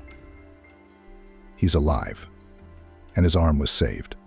But I can't say now how much of its functionality will return. We have to wait. He found Andrew with his eyes. Where's the car? Let's go. Jake got out and Andrew was intercepted by Bilton's wife. Thank you. I sure don't have anything to thank you for. I didn't save him. He got me out of trouble. The next day, Andrew went to the hospital to find out about the master's condition, if he needed help. In Denial's office, a pretty brunette with dark blue, almost black eyes was filling out cards. Hello. Where's your surgeon? Hello, Andrew. You know me. Since yesterday in the hospital, only talk about you. Everyone's wondering why a Jacksonville resident would rush to the rescue. Bilton went to the region. Seriously, they think you were trying to make up for the mill being in this condition because of you. But you saved Bilton. Without your help, he would have been crippled. Anastasia, can I take you out for coffee? How do you know my name? I've heard it, a beautiful nurse named Anastasia. But I'm sorry, it's just a joke. It's on my name-a-tag. The affair was moving fast. Anastasia didn't expect this from herself. She fell in love. It was strange to her that she was seriously contemplating marriage to Denial. Positive in love, dependable. You don't need anything when you have someone you love. Their family had a home in every town where Andrew Holdings mills were located. How else if they had to visit often? You couldn't stay in hotels, could you? Andrew's cottage in Jacksonville stood outside the city in the village of Sosnovy Bor. It was an upscale community. It was modest by big city standards. By local standards, you can't make an honest day's work. life in prison. Anastasia moved in with Andrew. A couple months later, he told his parents the good news: I'm getting married. Mom didn't appreciate the joy. Anastasia, frightened that her son will marry at the drop of a hat to an unknown person. She decided to come and set him straight. But Nelly suddenly arrived before Mom. When she called, Andrew couldn't believe it. Nelly was found. He rushed to the city to the old apartment, and in half an hour already hugged a thin, pale, and some kind of devastated friend. He wanted to know why she'd disappeared, how she'd been living, why she'd come back. Anastasia hadn't been able to find out anything. Nelly had just entered the apartment, suddenly grabbed her stomach and collapsed unconscious. Anastasia called an ambulance, went with her to the hospital. She asked for surgery. They wouldn't let her in. Not your shift. Then she spent the night in the emergency room with her friend. When it was clear that Nelly was all right, I went home to sleep it off. Here's Nelly's story, which she finally got to tell Anastasia. You know, Anastasia, New York is a fairy tale. As it turns out, sometimes a scary one. No, it really is a fairy tale in the beginning. I even made a music video. Haven't you seen it? I mean, not a lot of people have seen this cheap video on a little known channel. Yeah, shopping, restaurants. He took me around like a doll, bragged to all these rich people, then locked me up. No, you can go anywhere, but there's nowhere to go. No friends, no money, constant humiliation. Where are you gonna go? I'll kick you out of your apartment. Where will you go if you don't obey? You're in luck. You live in New York, you don't have to work. I feed you, I clothe you. I wanted to leave. It was so disgusting, but it turned out I was pregnant. He didn't want kids on the side. You can't imagine the humiliation of begging him on my knees, let's keep the baby. Let go and I'll leave. I'll raise it myself. You know what he said? I don't need leverage. You'll be begging me for money your whole life. He wouldn't let me go for a minute. Took me to the doctor himself to get an abortion. He was afraid I'd run away. When I was recovering from the abortion, he came to me, criticized me for being so careless, and immediately demanded intimacy. Anyway, I waited until he was asleep, took his credit card, and ran away. Withdrew everything I had on the account, $120,000. I'm supposed to get something out of this bastard, right? Let's just say he paid me for all my unborn children. Nelly, that's not accurate. Don't say that, you know yourself. You'll still have children, Anastasia replied. It was hard for Anastasia to be torn between Nelly and Andrew. Her friend needed help to recover, to find a job. She lay all day long with her face pressed against the wall. I don't need anything. Life is over. We should have introduced her to some young man. Obviously, Nelly didn't want to hear about it, but it had to be done gently, casually. They say you drive a wedge with a wedge. On the other hand, Andrew needed her attention. He wanted to be welcomed home with a delicious dinner, and always in a good mood. Where could he get it if his anxiety about Nelly didn't recede? And the job was hard too, and he couldn't relax. And then her mother arrived to inspect the bride. Somehow Anastasia had forgotten all about her. She should have. The future mother-in-law should always be remembered. Olga Petrovna was a beautiful, well-groomed woman with the look and behavior of a queen. She tried to be friendly when she met her, but Anastasia clearly didn't like her too dismissive a look and a luscious grin in her address. Sweetheart, she called her in no other way, as if she were talking to a maid. In the evening, Anastasia accidentally overheard Olga Petrovna talking to her son. Andrew, have you known this girl for long? Already 6 months, a considerable period of time, and the girl is nothing. So you fell for it, and fell for it, said the mother. I love her, replied Andrew. Funny. All your love, I have always been across the road. Remember how many times I had to smooth things over, apologize. But at least there were girls from decent families. What's this? You had to leave New York to pick up a nurse. Mom, Anastasia's having a baby. Oh, great. That's a burden. Just because she's having a baby, even if it's yours, doesn't make her part of our family. She'll never be, don't you see? She's not just a hick, she's a redneck. Don't be crazy. Why would you marry her?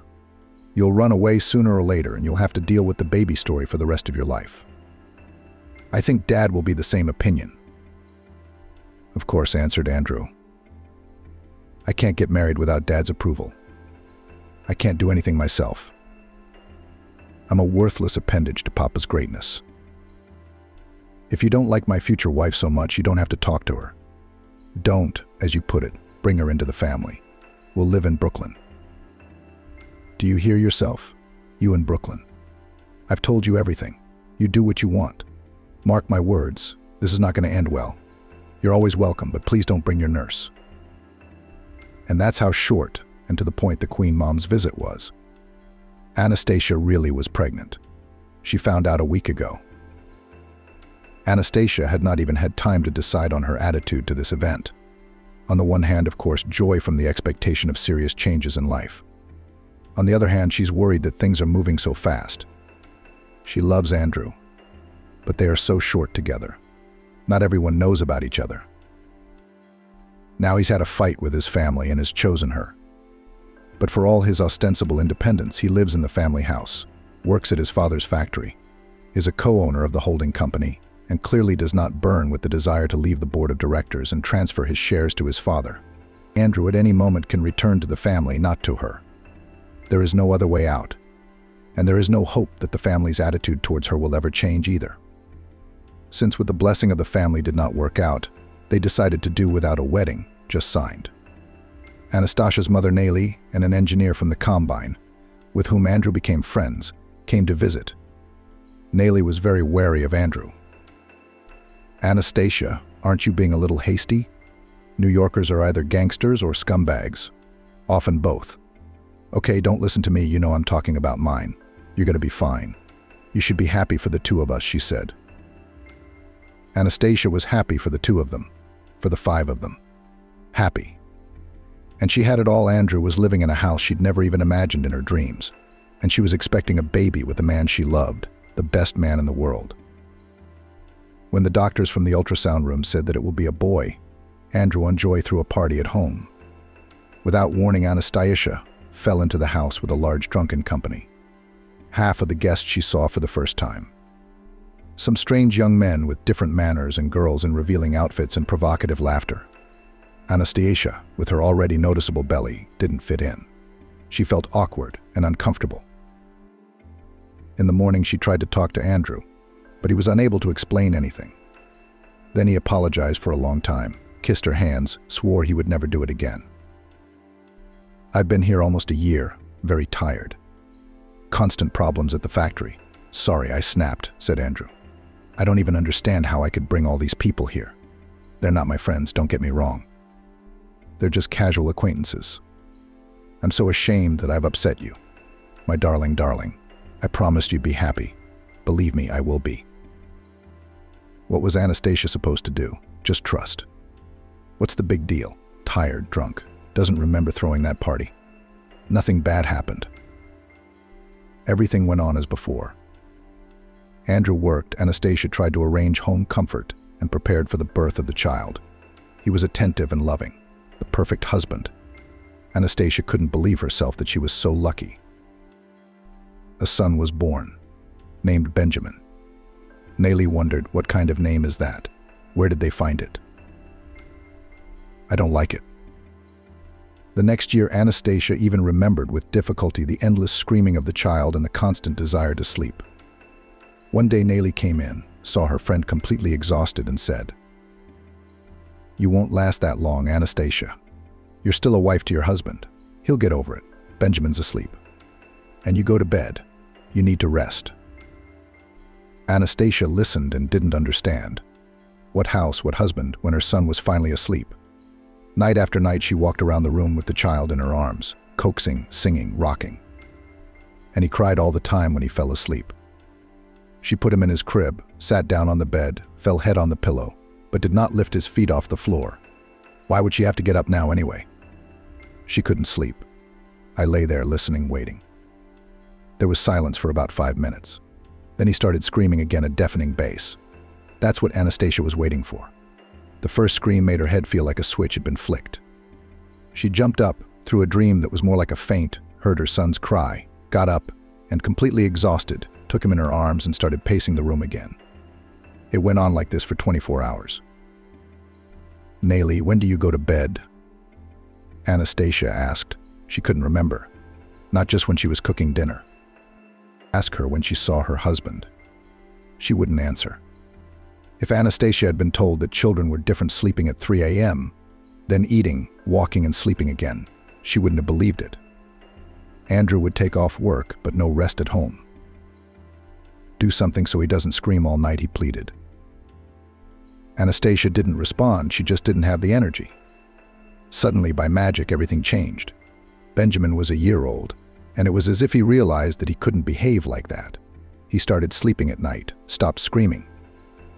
Now they slept at night and walked and played during the day.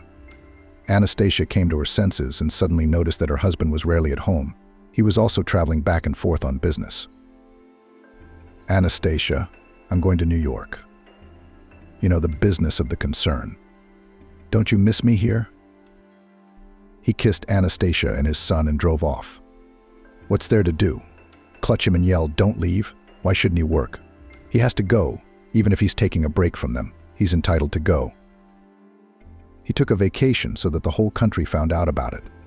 For the fight major, the son of a metallurgical magnate, showed all the TV channels. A disgraceful debauch with girls of easy behavior and muzzling. Ended up in a hospital and a criminal case. Bilton Sr. included all his connections, and his son was weaned from prison on the condition that he goes to Las Vegas and in New York does not stick. Andrew had a faint hope that Anastasia didn't know about the scandal, but there was no hiding the truth. When he returned, Anastasia immediately demanded a divorce. Are you serious? What do you think you're doing? Would it be cheaper for me to grab a piece of your fortune and let you live happily ever after? You won't get a penny. I don't want anything. Just get a divorce and Benjamin and I can go to my mom's and you can go wherever you want. Benjamin stays with me with you. What do you need him for? Who reminded you that you have a son? Dad. Am I right? That's right, the stupid son. There's no hope for him. Do you need an heir? How can an empire be lost? Andrew came over and slapped Anastasia hard across the face. She could not resist, got up, wiped the blood with the palm of her hand. I'm filing for divorce tomorrow, Anastasia said. Yeah, sell it. But be warned. I'm giving you such conditions you'll have to go to court. You won't get anything. The only condition is that I never see you again. And that's how Anastasia's married life ended. It was painful, hurtful, and completely unclear what to do next. She packed her and Benjamin's things and left for Nayli's. Nayli was drowning Achilles, but her friend was fully supportive. She was right. She couldn't stay with him. It's only going to get worse. I hope you don't go with the beats means love theory. You'll get a divorce. But don't play the nobleman. You're entitled to a share of the estate. Don't walk away proud and with nothing. I'm sick of these princes. Won't they take my son away from me? Anastasia asked. Why should they? It was your Andrew in the heat of screaming to scare you. What does he need a son for? Anastasia filed for divorce. They didn't get a divorce right away, only through the court, because there's a child. Andrew asked to see her. She said no. She wasn't going to negotiate with him, let alone go back. His father is right. Andrew is really unable to be responsible for anyone, even for himself. Family life is not for him. He tried, but it didn't work. He was quickly deflated. A year, tortured by his wife and screaming child, was enough for the illusion of great love and happiness in marriage dissipated. Tried to be a husband and father, failed. That old life proved more appealing. Anastasia, of course, was worried. She felt like her world had fallen apart. She was going to live a long and happy life with Andrew. Despite the terrible offense she still loved, interrupted her soul with memories of recent happiness, forbade herself to remember, but it turned out badly. She wanted to hide from everyone and surrender to sorrow. But all her days were taken up with the child, no time to suffer. Nayli was as supportive as she could be. My darling, you should at least cry. It might make you feel better. But why cry? I've cried and still I feel sick. Are we some kind of defective princes? I told you, but who can learn from other people's experience? But you want your own rake. Come on, what's there to remember now? Said Nayli. Aren't you moving forward into a new life? You don't realize how lucky you are. If you had missed for 5 years, you would have tolerated it. forgiven it. There was only one end anyway, and the kid would have grown up by now. You have to explain things to him somehow. Oh, Anastasia, you've suffered a bit. But don't take too long. Yes, your husband was a jerk, but at least you have a son. What a jerk her husband was, Anastasia found out a couple days later. She was served a summons to the court, where the issue of determining the place of residence of the child will be decided. Andrew demanded that the child live with him. Anastasia was in a panic. She didn't understand why Andrew needed a son, but it wasn't like he was going to become a single father and raise a child. If it was his parents' idea, that was strange too. They hadn't seen a grandson in a year, and now they were in love. Or is it because Benjamin's the heir? We should keep him to ourselves. I don't know what his uneducated mother would think. There was no time to look into the reasons, but to decide what to do. The chance of losing the child was real. Anastasia realized she couldn't win the trial. No home, no job, no money, even if she had everything. Suing the rich and powerful Biltons was futile. Anastasia thrashed around the apartment in terror and despair. Her head wasn't working at all. There was only one thought: I won't give it back. I won't give it back. There was no idea how to do it. When Nelly arrived, Anastasia was banging her head against the wall with her son in her arms. Benjamin must have been roaring for a long time. Nelly couldn't get him out of her friend's arms. She was hysterical. Having calmed the child down, Nelly sent Anastasia to the kitchen with Valerian and gradually found out what had happened. Nelly, won't they take my son away from me? Anastasia asked with desperation. I can't live without him. They'll take him away and I won't see him again. Anastasia's eyes were so frightening to look at. I won't give him back, she repeated. Calm down, said Nelly. Stop being hysterical. If you get that hysterical in court, they'll put you in the hospital. Calm down, said Nelly. Let's think about what to do. We need a good lawyer. Only there are no such lawyers here.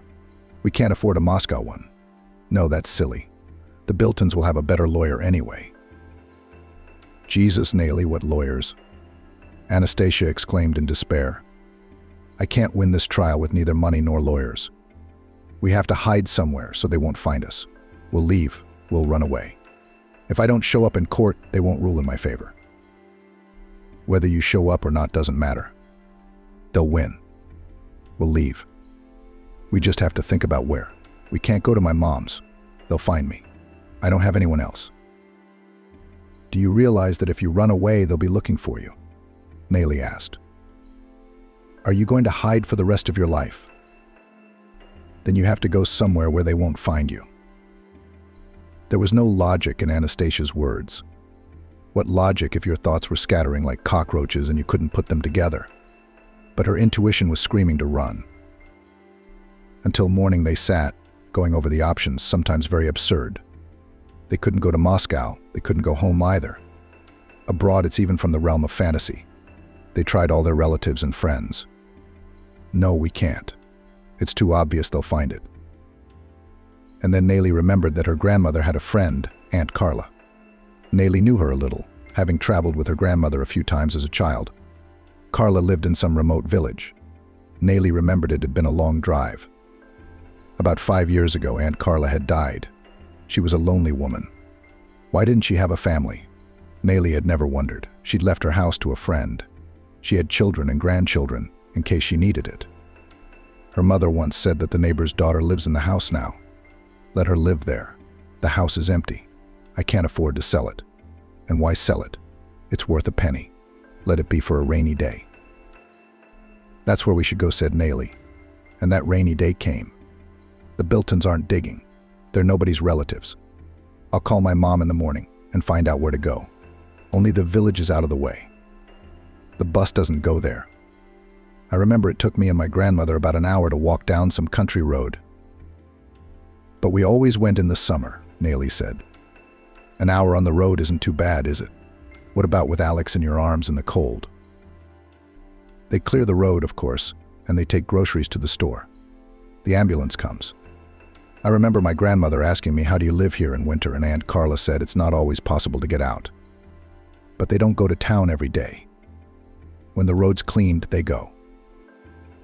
"Oh, Anastasia, we've got the wrong idea," Nayli exclaimed. "Scared to let you go? I'm afraid to stay here. I'm a country girl. I'm used to wandering in the woods. And the fact that it's in the middle of nowhere, with no roads or communications, is even better. Call your mom. Tell her to give you the address." "Thank you, Nayli. This really is the way out. We'll stay there and see what happens," Anastasia said. Anastasia's mind cleared, her panic receding. She began to pack for the trip, folding her clothes, taking the warmest ones. She couldn't carry much. She withdrew the rest of her salary and allowance from her card. When would she ever see an ATM again? Nayli got the address. The village of Barikrik. What a nice, bright, optimistic name. Anastasia was so afraid for her son that she was ready to go right away. Nayli talked her out of it. "Calm down. We'll call and see when the bus is," she said. "You're in a hurry today. You can go tomorrow. Nayli, don't tell me where it is. You're the only one who needs to know." "Don't worry, friend, we'll get through this," said Nayli, even though she was feeling a little wary. She knew that running away was not an option. The police would be looking for her, not only the Biltons, but also the Biltons. But Anastasia saw no other way to stay with her son. It's scary, but without a son, life would be over. So she must flee. Doubt is a useful thing, but not now. It's done. "Let's go," Anastasia said. The bus left Stoneville Station at 1 o'clock in the afternoon. It was just over 200 kilometers to the village, so she would be at the road that led to the village around 5. It gets dark early in the winter, but it's still light at 5 p.m. If it's still an hour to the village, we should get there by daylight. That's good. I wouldn't want to wander through the woods in the dark. "They say there are wolves here," Nayli said in a shaky voice. Anastasia had Alex in her arms and her bag on her shoulder. She got on the bus. It was old, rattling, forced, and most unpleasantly, poorly heated. After an hour on the bus, Anastasia realized she was freezing. Her feet were especially cold. The metal floor of the bus was about the same temperature as outside the window, about 25 degrees. She tried to lift her legs, but she couldn't stand it for long and put them down. Pulled her jacket out of her bag and covered Alex. A blizzard had started. There was a shroud of snow in front of the bus, swirling back and forth. Anastasia didn't understand how the driver could see the road, but they kept driving. She raised and lowered her frozen feet, wiggled her toes in her boots. Time passed, and more hours later, when she was stiff, the bus stopped. "Who wants to go to Berry Creek?" The driver asked. "You see the clearing between the trees, that's where you go. Why isn't anyone meeting you? Good luck, then." "We're fine," Anastasia said. "Thank you." The bus left. Anastasia wrapped her scarf tighter, put her bag back on, and walked on. The road must not have been cleaned today or yesterday. There was a lot of snow, and it was hard to walk. The blizzard was hitting her face, making her eyes water and coating her eyelashes with ice. Alex was asleep. Anastasia prayed he wouldn't wake up for much longer. If he woke up and cried, he'd swallow the frosty air and might get sick. She tried to walk faster. It would start to get dark soon.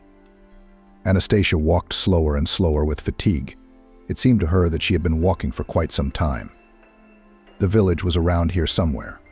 There was nothing to see because of the snowstorm. It was getting dark. The snow was getting heavier and heavier. Shielding Alex from the snow, she walked on and on. It seemed to her that she was lost, but it was impossible to stop, and the village kept disappearing. Suddenly there was a howl or a bark. A shadow flashed between the trees. Wolves. Anastasia threw her bag off her shoulder and tried to run. The snow was deep and sticky. She fell, covering her son. The wolf didn't pounce for some reason. He sat down next to her. Anastasia raised her head. "They say there are wolves here," Nayli said in a shaky voice. Anastasia had Alex in her arms and her bag on her shoulder. She got on the bus. It was old, rattling, forced, and most unpleasantly poorly heated. After an hour on the bus, Anastasia realized she was freezing. Her feet were especially cold. The metal floor of the bus was about the same temperature as outside the window, about 25 degrees. She tried to lift her legs, but she couldn't stand it for long and put them down. pulled her jacket out of her bag and covered Alex. A blizzard had started. There was a shroud of snow in front of the bus, swirling back and forth. Anastasia didn't understand how the driver could see the road, but they kept driving. She raised and lowered her frozen feet, wiggled her toes in her boots. Time passed, and more hours later, when she was stiff, the bus stopped. "Who wants to go to Berry Creek?" The driver asked. "You see the clearing between the trees, that's where you go. Why isn't anyone meeting you? Good luck, then." "We're fine," Anastasia said. "Thank you." The bus left. Anastasia wrapped her scarf tighter, put her bag back on, and walked on. The road must not have been cleaned today or yesterday. There was a lot of snow, and it was hard to walk. The blizzard was hitting her face, making her eyes water and coating her eyelashes with ice. Alex was asleep. Anastasia prayed he wouldn't wake up for much longer. If he woke up and cried, he'd swallow the frosty air and might get sick. She tried to walk faster. It would start to get dark soon. Anastasia walked slower and slower with fatigue. It seemed to her that she had been walking for quite some time. The village was around here somewhere. There was nothing to see because of the snowstorm. It was getting dark. The snow was getting heavier and heavier. Shielding Alex from the snow, she walked on and on. It seemed to her that she was lost. But it was impossible to stop, and the village kept disappearing. Suddenly there was a howl or a bark. A shadow flashed between the trees. Wolves. Anastasia threw her bag off her shoulder and tried to run. The snow was deep and sticky. She fell, covering her son. The wolf didn't pounce for some reason. He sat down next to her. Anastasia lifted her head. It wasn't the wolf's shadow, but a large white dog. It stood up, barked, waved its muzzle somewhere forward, and ran away. It was useless to look for the bag in this blizzard, so Anastasia followed the dog. A light flickered ahead. She walked toward it, barely moving her numb legs and holding Alex tightly against her so she wouldn't drop him. The light burned, and she walked toward it. Gradually, it took on the outline of a window, and around it the outline of a house began to show through the blizzard. My God, there are people there, she thought with relief. Anastasia staggered up onto the porch and tried to knock on the door with her hand. Without realizing if it succeeded, she became completely exhausted and slowly slid down the wall. She must have knocked because a man's silhouette appeared in the window. He put his hand to the glass, trying to see who was knocking. Seeing no one, he went to the door. When he opened it, he found a woman lying there, cradling a baby. That she was alive was clear. She had just knocked. Apparently, she had just passed out from the cold. The man picked her up along with the boy in his arms and carried her into the house. Anastasia woke up. It was so nice and peaceful. Suddenly, memories of the snow, the woods, the dog whirled through her mind. Alex. Alice, my son, she opened her eyes in alarm. There were wooden walls all around. She was lying on the bed, covered with a warm blanket. "Well, sweetie, you're awake," said the woman sitting at the table, about 60 years old, with a kind face and a soft look. "That's good. And my son is asleep. He has already eaten, taken a walk. Now he sleeps. Don't get up yet. I'll bring you some herbal tea. Don't worry, no one will hurt you here." "Where am I? Is that Berry Creek?" Anastasia asked, looking around. "Not quite," the woman replied. "Let's have some tea first, and then I'll tell you all about it." Anastasia drank the tea and looked around. The house was nice and warm. There was a staircase to the second floor on the side. Everything looked very cozy: fabrics, carpets, sturdy old furniture. A harem, not a house, she thought. Strange. Where in the woods would such a little house come from? "So you were going to Berry Creek?" the woman asked. "Who are you going to?" "I am from Berry Creek myself, but I have not seen you before," Anastasia answered. "Did you know Aunt Nina? The owners of her house let me stay there." "Yes, it's a nice house. You can live there," agreed Anastasia Smith. "But something must have happened to you. If you haven't gotten to people yet. Misha found you alive on the porch yesterday. A man doesn't go out in the cold to look for a village he's never been to, and with a baby in his arms. And the village isn't far, only you've gone off the road. It's good that you found us. You're in the gamekeeper's house, though here he is a gamekeeper, a forester and a hunter, she continued. He has a house in Pesky, but he is rarely there, so he lives here. Call me Anastasia Smith. What's your name? I'm Anastasia, replied the guest. Well, Anastasia, you rest now, and I'll go and cook dinner, said Anastasia Smith and looked out of the window. Oh, here comes Misha. The front door slammed. Someone shook the snow off their clothes and boots. There was the sound of outerwear being removed. Anna's heart raced. The owner of the house would be coming in now.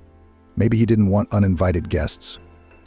Who would want a woman and child slumped on the porch in a semi-fainting state? Anastasia was worried, as if her fate depended on how the stranger treated her. She had not come to live with him. She would take Alex and go to the village. But this house seemed so cozy, and Anastasia Smith had treated them so warmly. She didn't want it to end right now. A tall, stout man entered the room. He smelled of frosty air. He walked to the stove, leaned his back against it, and turned to Anastasia Mikhailovna. How is it? Have the lost guests come to their senses? Then he looked back at Anna. His eyes were merry and kind. With a smile, he asked, How did you scare yesterday? I didn't expect guests. By the way, I found your bag in the woods. He went out the door and came back with Anna's bag. Is it yours? Yes, it's mine. I lost it when I was running from the wolf, she exclaimed with relief. The dog seemed so big and white. That's our Tuzik, laughed the man. Anastasia laughed heartily with him. That's not how you associate a nickname with a huge dog. Well, he's Tuzik. A big and smart dog. They were making mincemeat. Alex was crawling on the floor, humming something, rattling toys. Anya, you call me Aunt Rose, said Rosalie. Or while you say Anastasia Smith, you'll break your tongue. Only Matthew calls me by my first name and middle name. Why is that? Anastasia asked. Is he your son or grandson? Neither. He's my student. I've worked at the school for almost 40 years. All the villagers are my students. 3 years ago, I was all alone. In an instant, no one was left. My daughter, son-in-law, and grandson died in a car accident. My life was over too. I didn't know how to go on living. I didn't leave the house. I didn't let anyone in. Matthew sat outside my house all night long, consoling me, telling me to eat, forcing me to eat. When I came to my senses, he brought me here. He said he couldn't do it alone. That's how I live. I go to the village for a couple of weeks. Then I come back here again. I can't do without this house, and I can't do without Matthew. So decide who he is to me. Wiping away her tears, Anastasia hugged Rosalie. Her heart clenched with pity for the woman, for Matthew, for herself. Rosalie cried too, and hugged Anastasia. She had suddenly told her story, deciding that these people had a right to know how she had come to be with them. They wouldn't hurt or offend. Matthew came home to find Rosalie and Anastasia hugging each other and wiping away tears. Alex was moving from one to the other, and he had a face that made it look like he was going to cry too. There were unfinished dumplings on the table. What's wrong? Matthew asked, picking Alex up and walking over to the women. 2 pairs of crying eyes looked at him. Then the women sighed, wiped away their tears, and continued making dumplings. Matthew demanded an explanation. After dinner, they had a big council. Anastasia told them everything again. They began to think of ways to help her. Anya, do you know how the trial ended? Rosalie asked. I don't know, but I'm guessing, said Anastasia. No, you have to know for sure, Rosalie insisted. We'd better look at the papers. They must have been sent to you, said Rosalie. There's nothing we can do now. Give me Nayli's address and phone number. I'll go into town tomorrow and find out. Don't worry. I'll make sure that no one knows that anyone is interested in your case. I'll also find out if anyone's looking for you. All right, girls, it's too early to worry. Let's sleep. And we'll worry tomorrow, Matthew added. Matthew left in the morning. Anastasia hoped that the news wouldn't be too bad. She didn't really believe Matthew would be able to find out anything, though. Rosalie watched her floundering, then suddenly said, Don't you doubt it, Matthew will find out. He's a forester, of course, but he wasn't always one. He has an excellent law degree. He went to school in New York, then opened a law firm with a friend. He's a good lawyer, as they say nowadays, a lawyer with a name. True, he married very badly. His wife ruined his life so badly that he left the office to his friend and came here to lick his wounds. But he's appreciated. He's got people coming here asking for help. So he still has connections. He'll figure it out, you bet he will. Anastasia's head was a mess. How could this be? Running away from home, nearly freezing in the woods, and ending up at the home of a famous lawyer. It didn't work that way. She got dressed and walked out of the house. Gotta breathe, look at the trees and the sky, come to her senses. If it's true, there's hope. Anya, come and have a look. Rosalie called out. Anastasia ran into the house. Alex was standing in the middle of the room, waving his arms, staggering, but standing.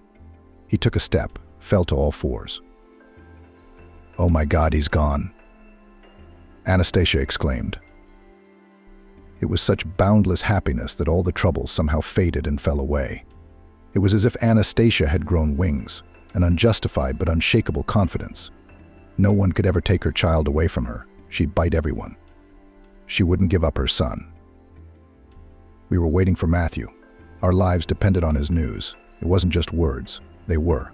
And if Alex, because of his young age, or rather 1 year of living, didn't get into the situation, Anastasia waited for Matthew with bated breath. Matthew arrived late in the afternoon, came in, took off his jacket, walked to the table, sat down. Rosalie, Anastasia hovered around him. They didn't have the courage to ask. "Were you expecting me?" Matthew intrigued when he realized he couldn't go any further. "I'm going to get beaten up." He spoke. Exhale. "It's not that bad." The trial went ahead. Andrew had a lawyer brought in from New York, but for some reason the local judge wasn't too scared. Maybe he didn't take the New Yorkers' pressure seriously. Or maybe he thought that in front of them will not give up. Anyway, the court ruled that the child must live with his father. But the execution is on hold pending questioning of the mother, which is you, Anastasia. You have 1 month to appear in court. In a month, if you don't appear in court, the judgment will take effect. You'll be wanted, and then they'll file for termination of parental rights. "What good is that?" Anastasia asked. "You have a month. In a month, you have to prove that you can raise a child. You have to have a job, a place to live, money for child support. Ideally, a full family." "That's great. You've got it all," Anastasia said wryly. "No, I have a job. I'm on maternity leave. I work at the hospital, but no place to live, no money, no husband." "Listen, your Nayli is a tough cookie. Andrew's nose is digging up the ground. They're looking for you. They visit her every other day, hoping you'll show up. And she's like, 'I don't know anything. Leave me alone.' She wouldn't talk to me, but I convinced her.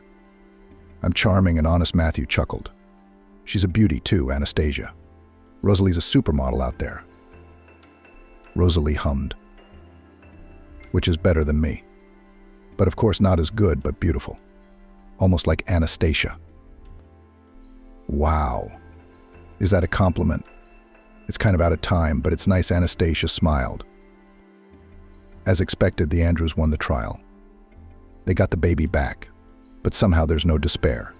Somehow it feels like everything can be changed. Because Matthew believes in it. Well, if he believes it, she'll believe it too. Anastasia realized she couldn't do anything on her own. All she could do was trust Matthew. Anastasia couldn't sleep at night. The thought of marrying Daniel came to mind. She wondered if she could ask Daniel for help. Didn't he love her? Ask her to marry him? Of course, he'd had his own life for a long time. But a sham marriage could be arranged. She'd have a place to live and a husband to sue for her son. And then they'd divorce. Wouldn't he want to help? "We should tell Matthew in the morning." Sounds like a good option. "Anastasia, are you out of your mind?" Matthew questioned. "What if your Daniel is married? Even if he isn't, he has a girl he loves. Of course he's a noble man, he won't refuse you, but he won't ruin a man's life. I'm sure if he's single, he'll help a friend in distress. And if he still loves you, are you ready to marry him for real? If not, forget it." Anastasia sighed. "But I don't have any other ideas." If there's no other way out, I'll marry you myself. Not for real, of course. I'm not married. I don't have a mistress. No one will get hurt. Let's leave that option for last resort. Forget about Daniel. The next day, Matthew had a visitor, a young, beautiful girl. She came on foot, apparently from the village. "Matthew, you haven't been here for a long time. I've been waiting and waiting, so I thought I'd see if anything was wrong," Rosalie cooed. "Oh, there is. Matthew's getting married." He laughed. "Here's the bride, Anastasia. Come here." Anastasia came down from the second floor with the baby in her arms. "That's how the young and foolish love each other," Rosalie sighed. "What happened there? I do not tell me on stupidity and split up. She didn't even tell me about the baby. Matthew brought them here as soon as he found out. He's a bit of a mess now. Think about it. The woman you love is back. And he's got a son." They were both speechless when one left, the other outraged. "Rose, why are you lying? Imagine there's no normal men in the village. There's only my Matthew, and he lives in Biryakovo. All the unmarried women are making plans for him. He's had a hard time fighting them off. I barely got out. I wasn't lazy to drag him through the woods. And he doesn't want it. He doesn't like anyone." Anastasia said thoughtfully. "Only you, Matthew. I can see he's got a twinkle in his eye. Don't you like him at all?" Carla continued. "A fake marriage to avoid losing the baby is certainly a solution. But I'm afraid it's going to kill him. It's not what he's hoping for." Oh, how Anastasia's heart ached. She liked Matthew, liked him too much. But you can't go from fire and brimstone to fire and brimstone. She'd been married once before. And this is just a few weeks' acquaintance. No one's ever proposed and asked me to marry her so quietly. You're dreaming. It's an empty fantasy, nothing more. Another week passed, and now the guest didn't show up. So who wasn't expected, he just showed up. There was a knock at the door. Rosalie opened it. On the threshold stood a young man dressed in a dapper, metropolitan appearance. Rosalie knew at once who it was.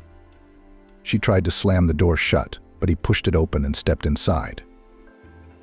"Anastasia, I know you're here. Come out, we need to talk." "Andrew, how did you find me?" "I gotta hand it to you, you hid pretty well. We barely figured out that your Nelly, or rather her mom, has a house in Biryakovo. But no one saw you there. We found a kind woman who told us that a young woman with a child, like the gamekeeper's wife, lives in the gamekeeper's house. Here I've come to see if we have one wife for two." He threw the papers in front of Anastasia. "You can't hide anymore. Here's a subpoena.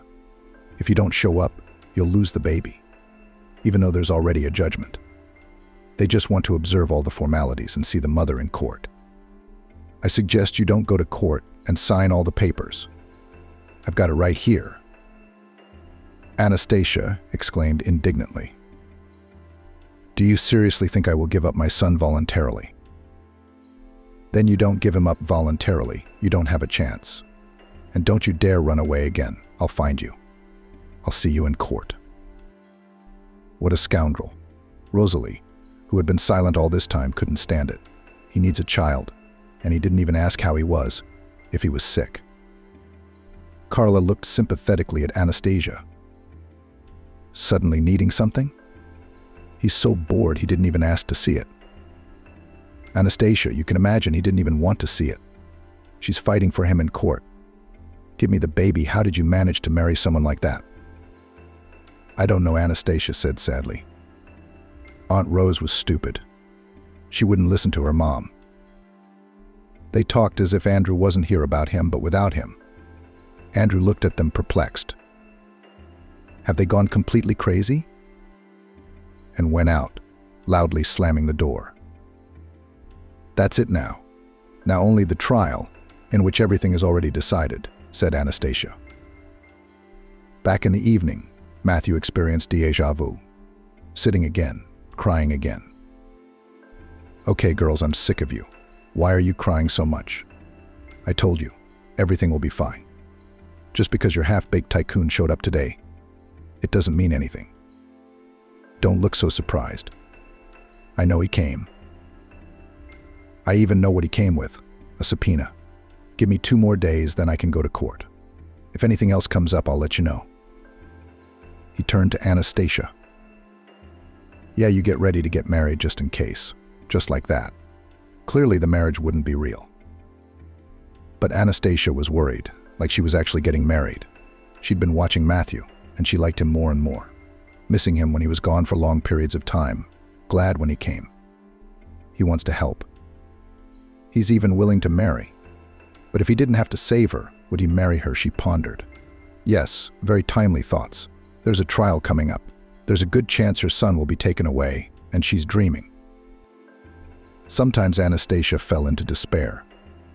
I can't win this trial no matter what Matthew says then.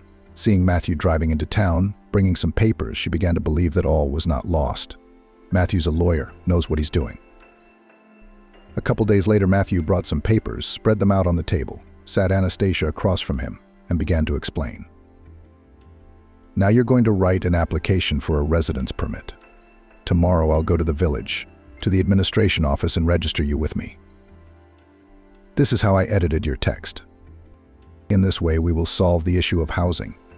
And what custody? You can't dig it up.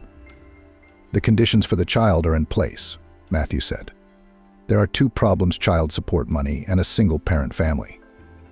The Wonsons will argue that there are grandparents in addition to the father. They're better able to provide childcare and decent support. You have a problem: either you take care of the child and then you have no income, or you go to work, but then you cannot provide care. Even if you work, your income does not compare to the Wonsons' income. That means you need a husband to provide an income so you can take care of the baby. Matthew smiled.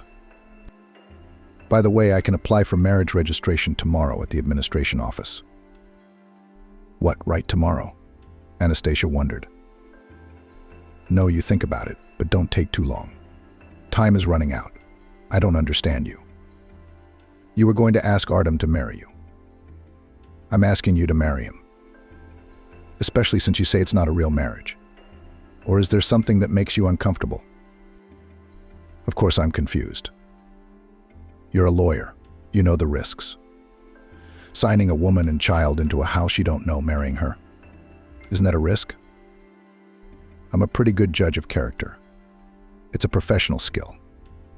And I'd also like to help a woman I like, Matthew answered, looking her in the eye. So you're about to sign a contract of service with me. You understand me as a lawyer. I will represent your interests in court. You just have to trust me. Well, that's all for now, he said.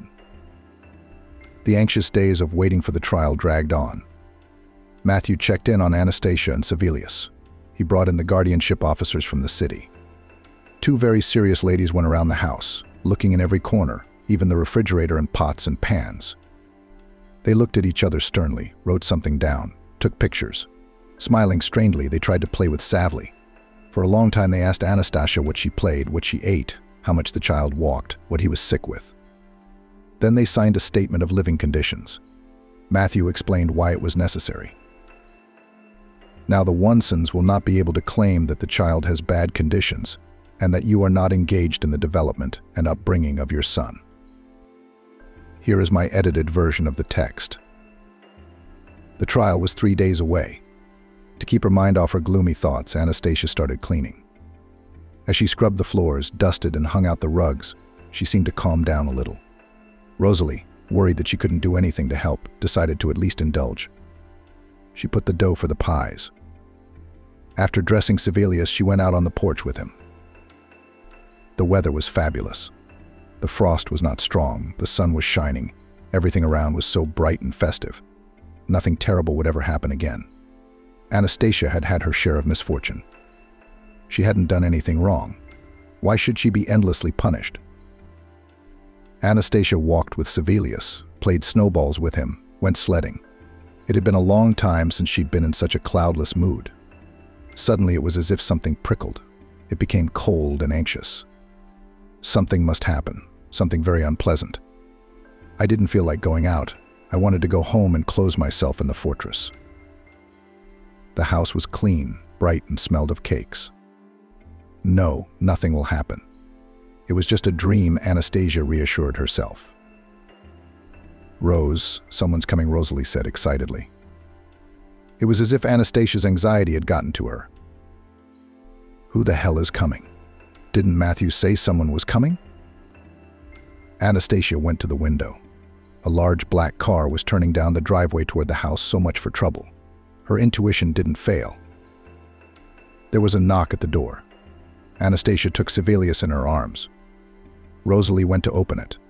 Two men stood on the doorstep. "Hello, I'm looking for Anastasia," one of them said. "Anastasia Smith?" "Come in," Rosalie replied. One of the men went inside, the other stayed on the porch. "You must be Anastasia." "And this is Sevelius. I'm Dan Vonson, Andrew's father. I'm here to get you to sign the relinquishment papers. The trial's in 3 days, and I don't want our family to be bombarded with reporters accusing us of all sins. It's all going to come down to the same thing. Let's save time and nerves. If you need money, give me a sum. You shouldn't have come. I won't sign anything. There'll be a trial." "So it'll be a trial. Are you going to give me conditions? What are you hoping for? And in your position, refusing to settle things amicably. You have no job and no money at home. Do you think you'll get to keep the baby? What I have and what I don't have, my lawyer can explain to you. I'm not talking to you." "Lawyer? Where'd you get a lawyer?" "Well, no lawyer's going to help you anyway. You're grasping at straws, girl." "Give them his info. My lawyer will contact him. If you're going to sue, they have something to talk about." "Matthew Anderson, please." "Service agreement? Who's Matthew Anderson? The one from LA? Don't bullshit me. You don't have the money for an average lawyer. And Anderson doesn't do charity work. And paternity cases are out of his league."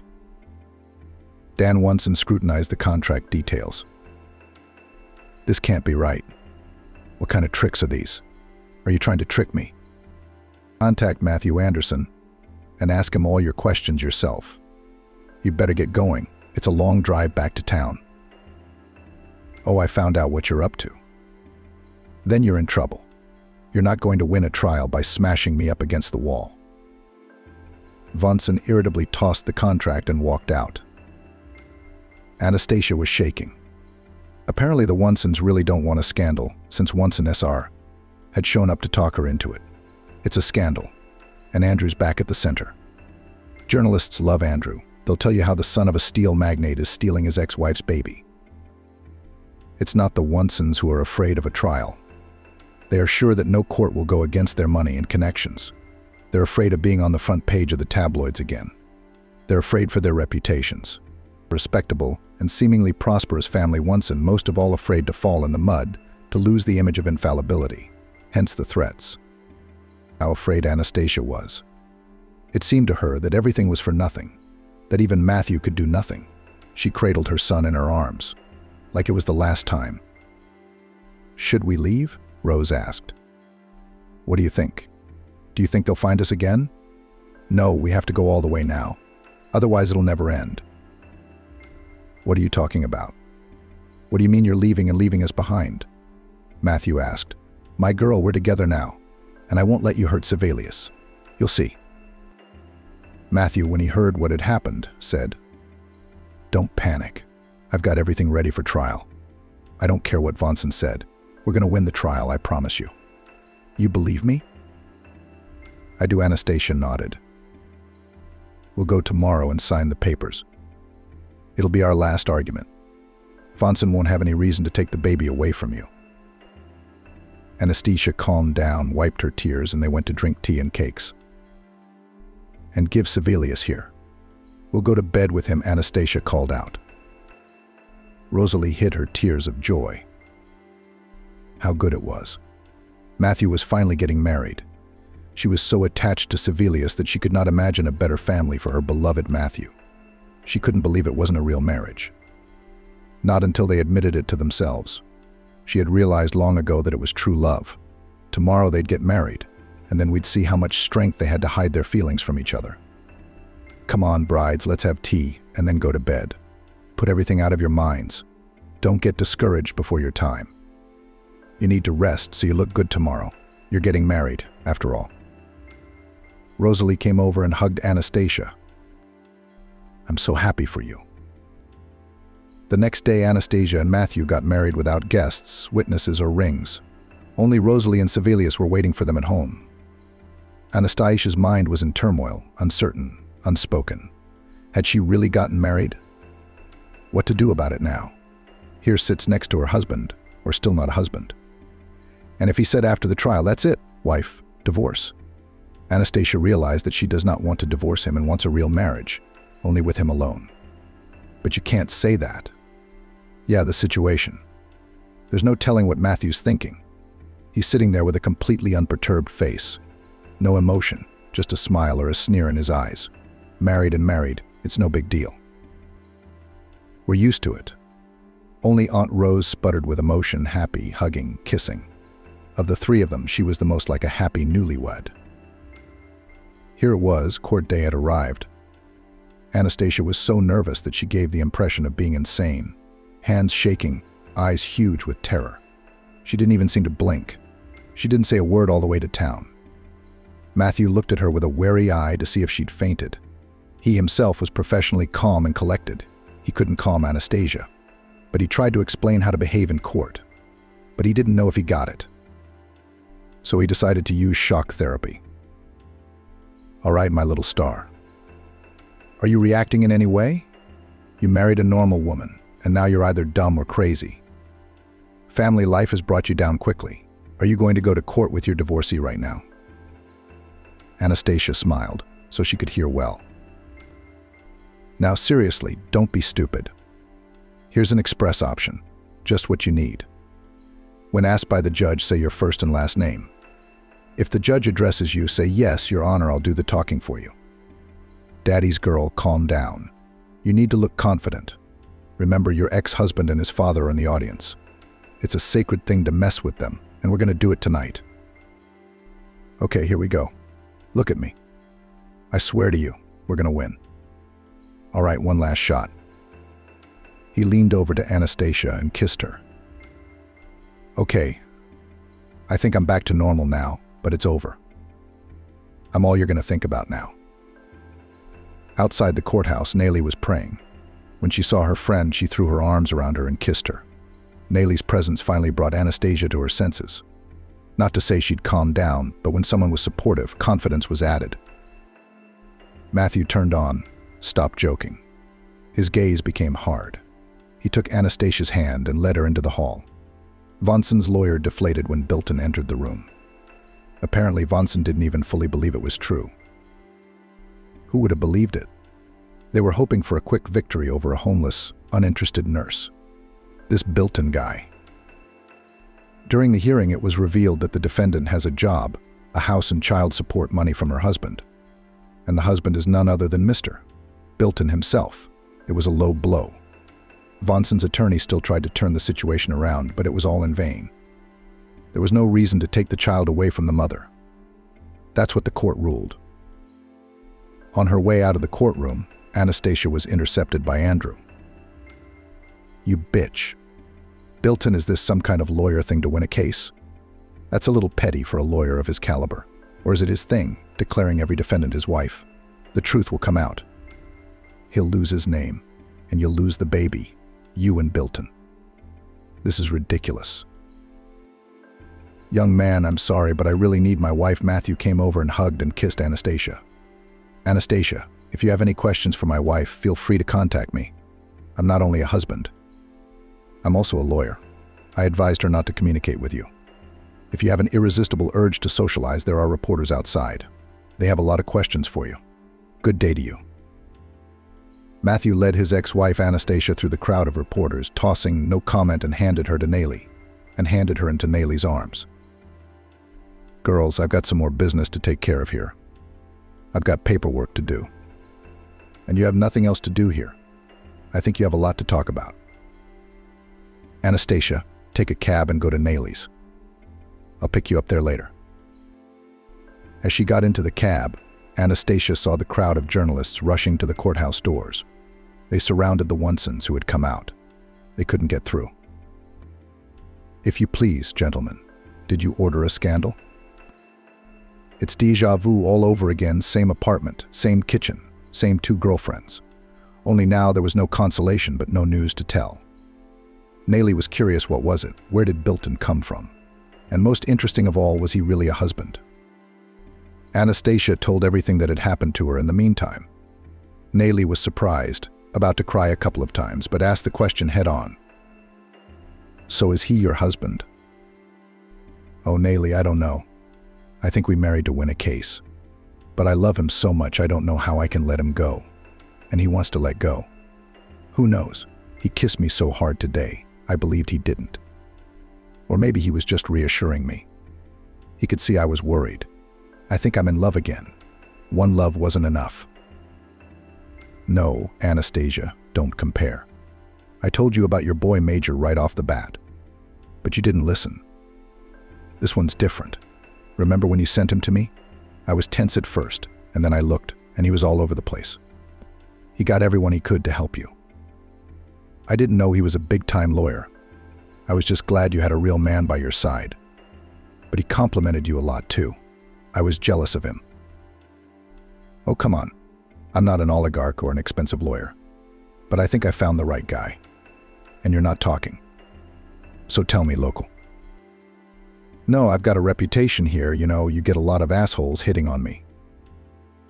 When Anastasia left, Nayli was sad. They asked her to work at the restaurant again. She took it. She had to make a living. More gangster faces, obscene offers. All in a circle, no way out. One morning when she was leaving the restaurant, a young man came up, said that he was on a business trip, he had nowhere to go, and spent every evening in the restaurant. Strangely, Nayli didn't remember him. He walked her home, and then again. And then again a week later he was going home and suddenly called Nayli with him. Let's go and see where I live and meet my mom. Just for a couple days. What have we beautiful people got to lose? So Nayli went. She stayed there only 2 days, but the trip back and forth took a week. Alex lived in a small town in Houston, in the Appalachian foothills. It was an amazing town. Everywhere you went, there were mountains ahead. The town stood in a valley, but there were mountains on all sides, southern-style, bright, blooming, even in winter. For a native Houstonian, it was a fabulous little house in a thicket of unseen bushes. Alex's sweet, friendly mom Nayli fell in love with the city, the house, and a little bit of Alex. Back to gray, unfriendly Houston. More restaurants, drunken suitors. Alex wrote, called, but she didn't dare change her fate so abruptly. 2 days ago, his mom wrote, Nayli, my daughter, would you come back? Alex is waiting for you. You liked it here. So come.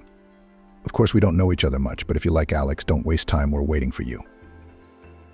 Anastasia, I think I might go.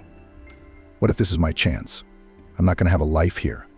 Either I drink, or I'm going to get my ass handed to me by gangsters. And then I'll be lost for sure. Do you love Alex? I'm not sure yet, but I think I could love him. He's a good guy, and his mom is amazing. Nayli, I'm not much of a counselor. I can't figure out my own life. But if you like Alex, you should go. If you don't go now, you'll spend the rest of your life thinking, if I'd gone then, I'd have been happy.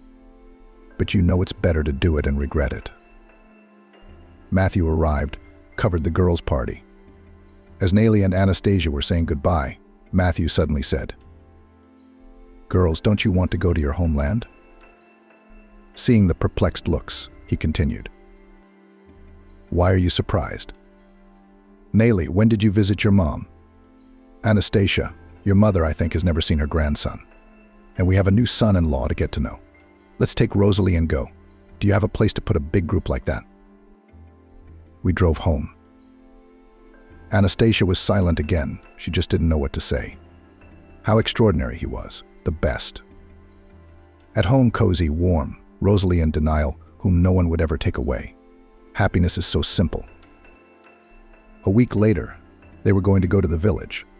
Matthew went into town to pick up Nayli. Rosalie and Anastasia were packing.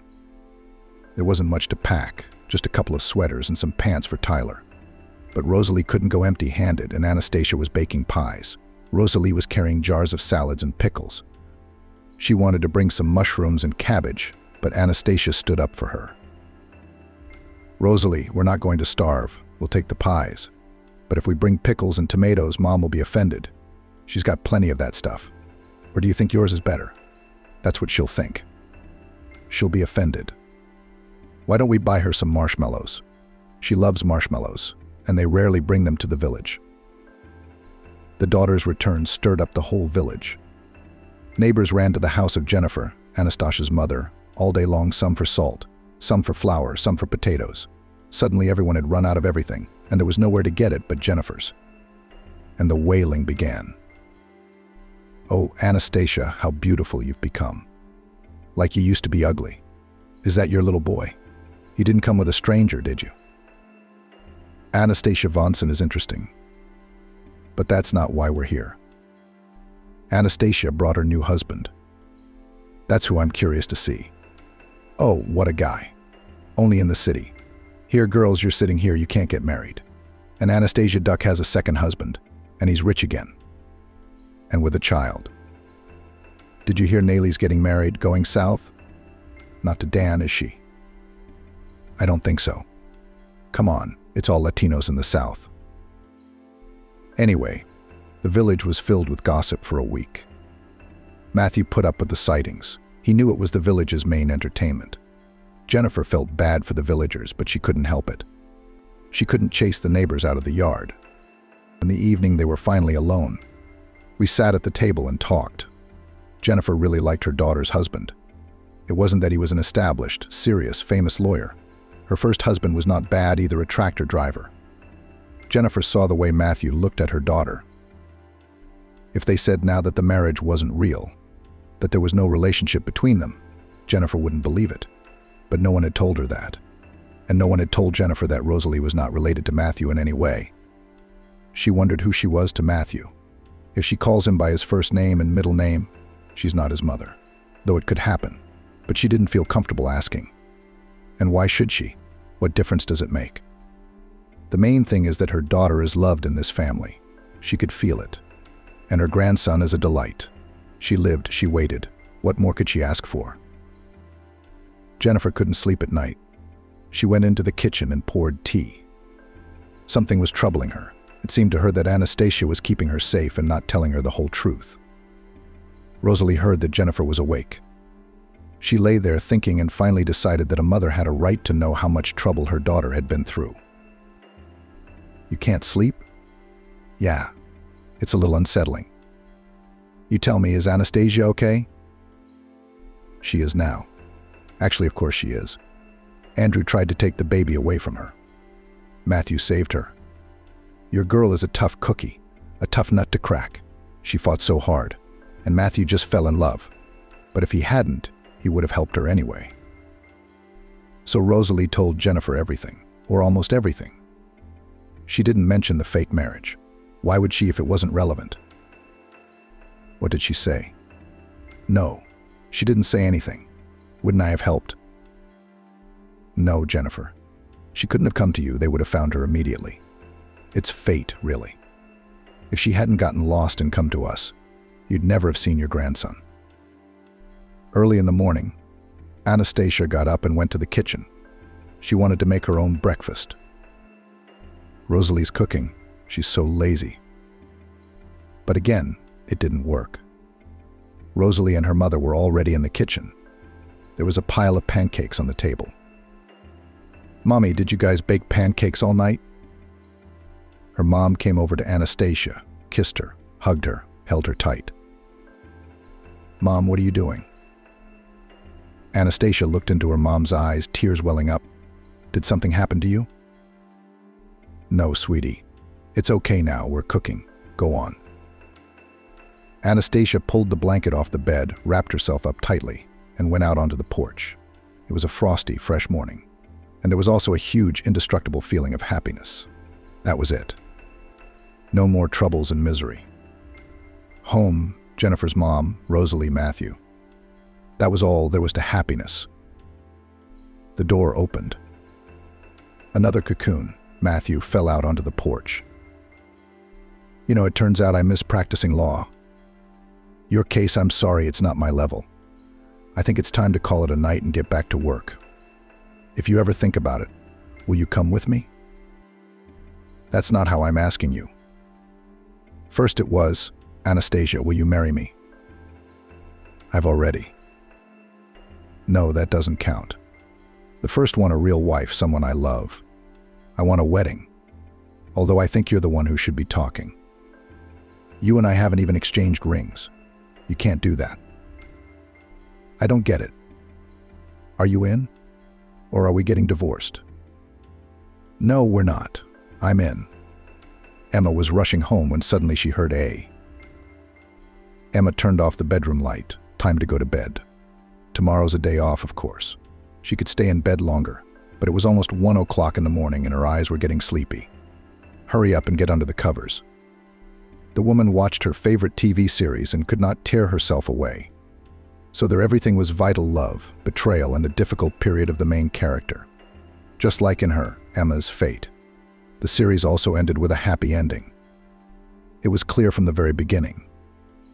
There's no such thing as a happy ending in a movie like this. Anything could have happened to Emma.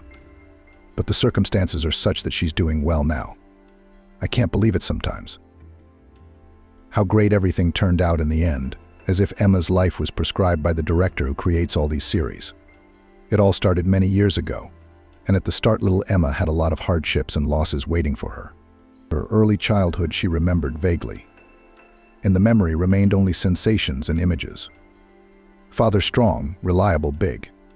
He often carried his daughter on his strong shoulders. The girl adored these moments. It was both fun and a little scary to look at the world from such a height. Her father's strong arms supported her back and legs. Emma knew she was safe. Mom.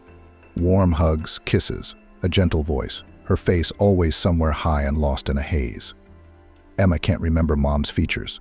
They blur, slip away. But for some reason she can still clearly see her mother's dress in front of her turquoise with small black polka dots. And then her parents were gone. Suddenly, overnight, the lives of the young couple were taken away by a fire in the dormitory. Someone left an unlit cigarette butt on the sofa. But fortunately, Emma was then in a round-the-clock kindergarten, and therefore did not suffer. She remembers how much she longed for her family. First she cried, then she was angry at her mom and dad. Why don't they come? Why don't they pick her up like they used to? The nanny explained as best she could to the 3-year-old. Emma was very tiny then, but she still remembered her feelings: fear, despair, for some reason rage. The girl was to be sent to an orphanage. The appropriate papers were already being drawn up for her. But then Aunt Chris, her father's sister, showed up. She lived alone in the village, pulling 2 daughters and Emma. In general, she was not particularly needed, especially since brother and sister hardly ever spoke to each other. But relatives of Emma's father pressed on Chris, say, cannot be allowed to have a living aunt girl in the orphanage grew up. So she had to take her niece in. Chris was the kind of woman for whom it is very important what people say. Emma's childhood was not a happy one. Aunt Chris wasn't exactly happy about the extra mouth. No, she fulfilled her duty to the child, correctly dressed, fed, educated.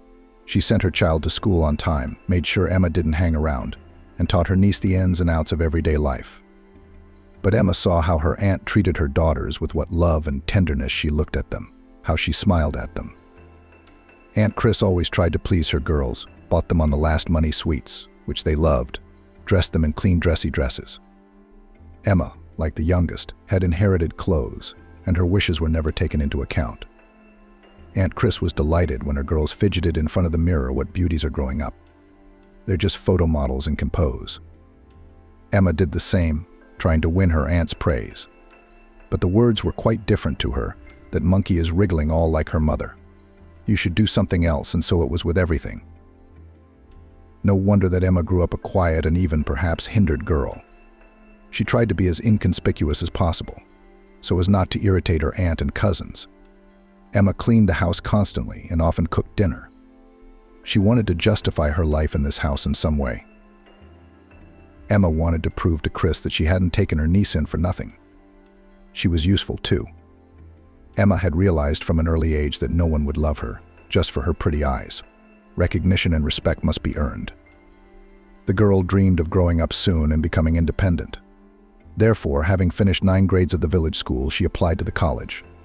That 2 more years of school was out of the question. Emma needed to quickly get a profession and separate from the family of Aunt Chris. She had been told this more than once. And the older Emma got, the more often such conversations took place. "You're not smart enough to finish the 11th grade and go to college," her aunt said about her niece's future. "That's why you should go straight to college. You'll get a profession. In 3 years you will become independent, you will start earning money. Who knows? Maybe you'll settle down in town or get married. You're not so bad looking." Yeah, Emma grew up to be a very pretty girl.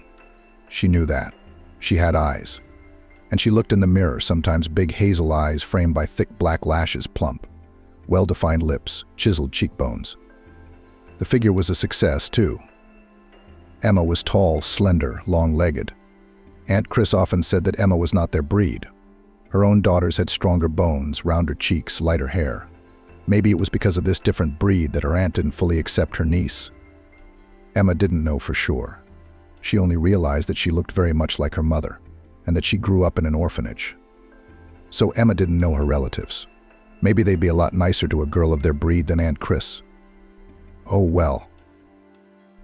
Emma was a very modest, quiet girl, did not go to dances, did not go out with boys in the evenings. Still, she had her admirers in the village. When Emma was about 16 years old, she began to be courted by local boys. But Emma was not ready for such relationships, and the girl did not plan to marry early. First, she wanted to get a profession, get on her feet, feel confident, and then she could think about her personal life. Emma dreamed of a big, strong family, a loving, caring husband, at least 3 children, a spacious, cozy house. She wanted love, understanding of people close to her. But the girl knew first she had to study to prepare the ground. So after school, Emma went to the city. She, as a visitor, was provided with a hostel. The girl was only 16 years old when she found herself all alone in an unfamiliar place. The abundance of people and cars, the new way of life, all this was confusing at first. But then Emma even liked it. She became almost independent from her aunt in her 16 years. She lived on her own, received a scholarship and payment for the loss of the breadwinner. This money was enough for food, clothes, and transportation. The girl did not need more. At the age of 20, Emma received a diploma. Now she was a food technologist, which she was very proud of. The name of the specialty sounded solid and weighty. However, very soon the girl realized that it was impossible to get a job in the city without experience. The scholarship was no longer paid, as well as payment for the loss of parents. For the state, she is now an adult, a young specialist. Accordingly, she had to support herself. Emma got a job as a cleaner in the Housing and Utilities Department. She grabbed the first vacancy she could find. How can you make sense of it when hunger and the street loom in front of you? The work was hard, physically exhausting. The pay was minimal, but at least she was given a room under the stairs as a Housing and Utilities employee. At least she had a roof over her head and some money for bread and milk. Thank them for that. Emma did not give up her attempts to find a more qualified and better paid job. In her free time, the girl went on interviews, proudly showing potential employers her red diploma. But no one needed a young lady with no experience. One day she was lucky after all. She came for an interview at a beverage company. Having seen the vacancy in the newspaper, Emma decided to try her luck. Already in the first minutes of the interview, the girl realized that she would not be hired. The HR employee seemed to communicate with Emma for the sake of a checkmark. Maybe she was fulfilling some recruitment plan or creating a semblance of work. Emma immediately guessed that she would not be hired here as a technologist. And then he walked into the office, Aiden, a tall man in jeans and a plain black t-shirt under which she could see strong muscles. You could tell he played some kind of sport or went to the gym. He had a feeling of strength and self-confidence. He looked like a Hollywood actor, a slightly mocking look, white teeth, a charming smile, charming dimples on his cheeks. The man was about 15 years older than Emma. The girl, without wanting to, looked at him. Then she realized, looked away. She didn't want him to notice her involuntary admiration. He'd think she was a fool. But Aiden had noticed. He winked cheerfully at Emma and turned to the human resources lady who was conducting the interview. "And who is this young, lovely creature, an applicant for the position of technologist? But she's not a good fit. She has no experience at all, and her specialization is not the right one. Yes, it's hard to find a job for young people without experience. The man shook his head, looking at Emma with interest. It's hard on them. What about the secretary position? I'm in need of a new assistant right now. She's young, quick, energetic, and she's got the right looks, which is important for our image. We were going to transfer Smith from the energy department, the personnel officer reminded me. Smith looks good in her position. Let's put the girl on probation. Something tells me she'll do a good job. Aiden winked at Emma and left the office, grabbing a file from the desk. Without expecting it, Emma became a secretary. The job was not difficult. The girl was quickly brought up to speed. I'm sorry you're in such a difficult emotional situation, Emma. Falling in love with a married boss is a very delicate and painful situation.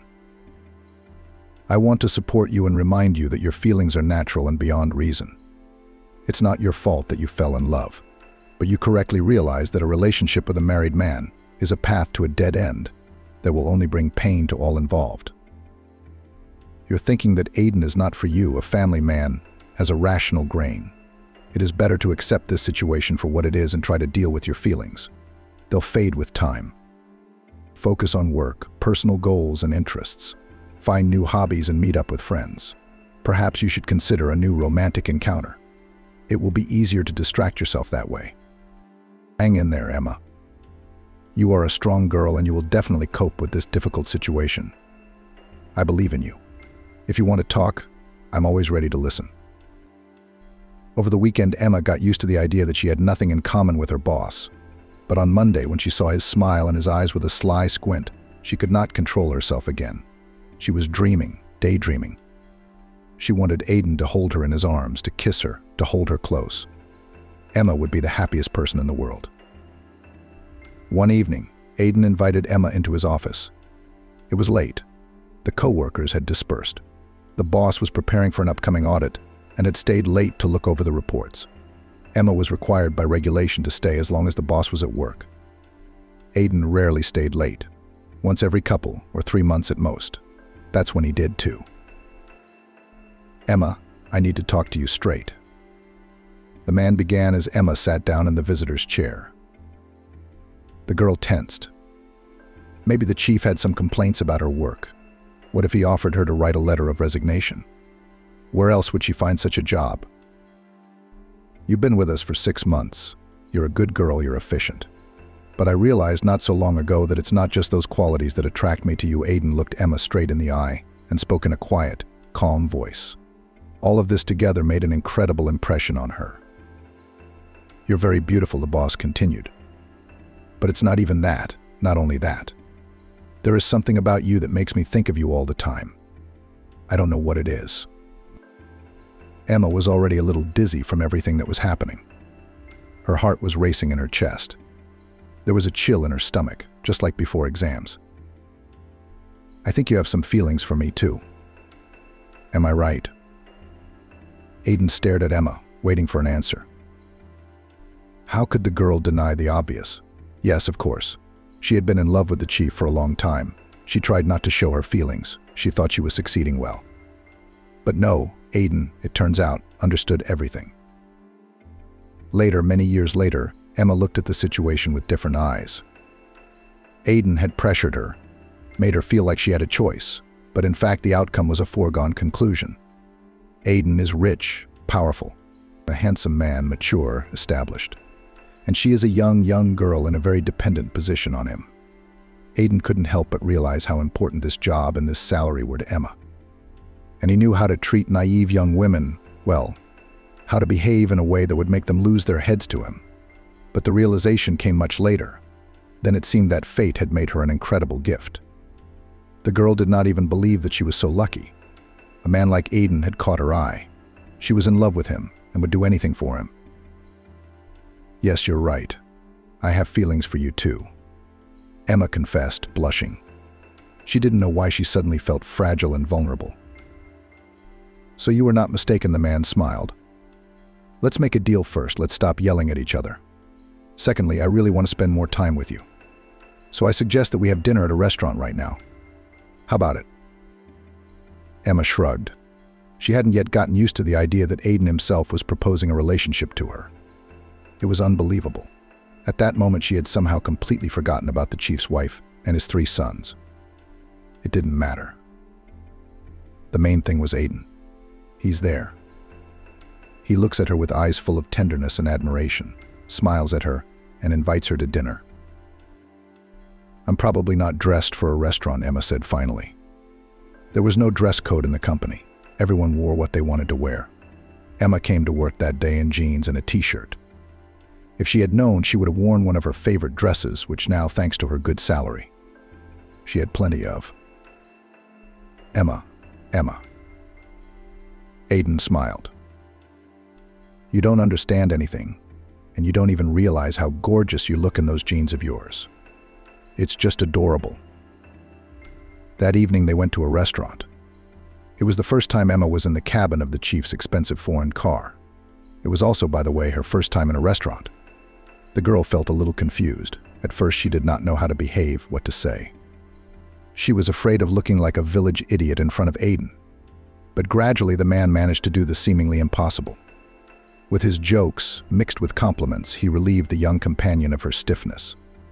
She didn't even notice how she began to communicate with him simply and sincerely. Aiden wanted to know everything about Emma, and she told him about her cold childhood, her difficult years of school, and her work as a janitor. Aiden looked at her earnestly and remained silent, not interrupting her, eagerly catching every word. "You've had a hard life," he said when Emma had finished. "Life has not been very good to you. But you're with me now, and things will be different." Emma smiled. She immediately and unconditionally trusted this powerful and influential man. At last the girl felt secure. An unfamiliar sensation, but very pleasant. Then they kissed for a long time in Aiden's car. Emma felt dizzy from his embrace and kisses. His touch felt good to her. She liked to feel the warmth of his body. She greedily inhaled his scent and was truly disappointed when Aiden, pulling away, suddenly said he had to go. He drove her home, kissed her softly on the cheek. "I can't leave you here alone," he said, glancing around the neighborhood. "We'll figure something out." Emma and Aiden's story had been going on ever since. They didn't hide their relationship at work, but they didn't advertise it. Although Aiden could smile at Emma in a special way in the presence of colleagues, and even complimented her in front of them. That is, not too flamboyant. Of course, it wasn't long before everyone knew everything. It made Emma a little uneasy. But no one said anything to her face. People valued their jobs and held on to them. That was probably why no one wanted to ruin their relationship with the chief. Before Emma knew it, Aiden had become everything to her. She didn't need anyone else, as long as he was near. To hear his voice, to inhale his scent, to feel his heartbeat. Emma was ready to dissolve in him, to do for him everything he wanted. When they did not see each other for a long time, which did not happen often, the girl was very longing. She could not eat anything. She melted before her eyes, and she ceased to be interested in anything. Books were not read, TV series were not watched. Emma counted the days and even hours until she met her lover. It was like an addiction. Aiden patronized Emma. He liked to surprise and delight her. The man was not stingy with gifts, expensive jewelry, brand-name clothes, shoes, certificates to spas. He thought of something new every time. Aiden rented a luxurious apartment for Emma in the city center, spacious, bright, stylishly furnished. Sometimes he stayed here overnight. And in those moments, Emma felt especially happy. She imagined they were husband and wife. She didn't have to share him with anyone or hide. The only thing that clouded her happiness was that Aiden had a family, a fact that couldn't be ignored. The man, without noticing it himself, often told Emma something about his children or his spouse. They were mostly funny and sweet stories. The man loved his boys and had great respect for his wife. Did he love her? Emma couldn't answer that question for herself, and Aiden didn't dare ask. No, they often talked about frank topics, but here Emma was afraid to hear a positive answer. What if Aiden really loved his wife? And she, Emma, just a passing fancy. And yet Emma felt that Aiden took her very seriously. He may have planned a brief affair with the young secretary at the beginning of their relationship, but then it turned out that they were very good together. You understand me like no one else." Aiden confessed more than once, looking at Emma. "I feel so good with you and so calm, my soul rests. It's such an amazing feeling to realize that there is someone who accepts you with all your strengths and weaknesses." Aiden was right. Emma did love him with some kind of unconditional love. Even if he had committed some horrible act or crime, it wouldn't have changed Emma's attitude towards him. 10 years flew by unnoticed. Emma and Aiden grew closer during that time. They occasionally flew together on vacations. Aiden would book a business trip at work and take Emma with him. Those were wonderful days: the sea, the beaches, the incredible beauty of nature. And it was just the two of them, with no other eyes or ears. Emma wondered more than once if Aiden's wife knew that her husband had had a mistress for a long time. It was unlikely that she was still in the dark. The woman was not a naive fool. One day, Emma dared to ask Aiden about it. "Don't worry," he smiled, stroking Emma's hair. "She and I have a loose relationship. Without straining each other with jealousy and control. Mealy is free to do whatever she wants, just like me." Emma couldn't understand that. She explained to herself that this relationship between the couple was a marriage of convenience, not love. Aiden and Mealy's parents were big businessmen who had decided to pool their capital and invested in their children. There wasn't much love between the couple. Emma didn't want to think so. It was somehow comforting and gave hope that when Aiden's children grew up and became independent, he could finally divorce his wife to make her Emma his lawfully wedded wife. Yes, Emma was no longer the young, inexperienced 20-year-old secretary who had agreed to have an affair with the chief. She was in her 30s by then. Well, I guess that's just her nature. Emma remained naive, maybe even worldly stupid. It seemed to her that sooner or later Aiden would marry her. 2 more years passed, and then one morning Emma realized she couldn't get out of bed. She felt sick, nausea rising to her throat at the slightest movement. At that moment, the woman realized that a miracle had happened. It looked like she was expecting a baby. She and Aiden had been very careful. The man didn't want children outside of marriage, but no method of contraception gives a 100% guarantee. Despite not feeling well, Emma suddenly felt happy. She felt warm and clear at heart, and she got out of bed and made her way to the pharmacy where she bought a test. Emma was very afraid that she was wrong. But the test did not disappoint and almost immediately showed 2 bright stripes, indicating that she had a baby under her heart. Emma hadn't worried much before her conversation with Aiden. Yes, he'd said more than once that he didn't want any more children. But she didn't think that Aiden would reject her when he found out about the baby. He loved her so much, cared for her so tenderly, showered her with compliments and gifts. So wouldn't he be happy to hear that they were going to have a baby soon? Emma has been dreaming of a baby for so long. When she met moms walking with their babies, she looked at them and envied them, desperately envious of those women with strollers. And now she's going to have a baby too. Finally, a son or a daughter, it didn't matter. The important thing was that Emma would love him, and he'll love her too. Emma has a man she loves, and now she's going to have a baby. The dreams of her childhood and youth are coming true. It's such a blessing. Aiden, hearing the news, frowned. "Emma, but we had a deal." There was a distinctly accusatory note in his voice. Emma started to justify herself, surprising herself. She had already realized that Aiden wasn't happy about the baby, but she still hadn't given up hope of changing her lover's mind. She wanted him to share her joy and excitement, to tell her that everything would be all right. It didn't work. The man stood his ground. He didn't want the baby. The only way out was to terminate the pregnancy. Children out of wedlock were out of the question. Emma cried, begged Aiden to come to his senses, and for the first time in their 12-year relationship, she was angry at the man she loved. How dare he suggest such a thing to her? To get rid of her long-awaited, wanted child. "I love you. I like the way things are between us. But the baby doesn't. I have the right to decide," Aiden said. No, you don't." Emma slammed the door and jumped out of the apartment Aiden had rented for her. She ran off into the night wherever she could see. The woman wasn't afraid to stay on the street. She had her cell phone on her. Plus, she'd accumulated a small fortune over the years. She'd have enough money. Enough for her and her baby for a while.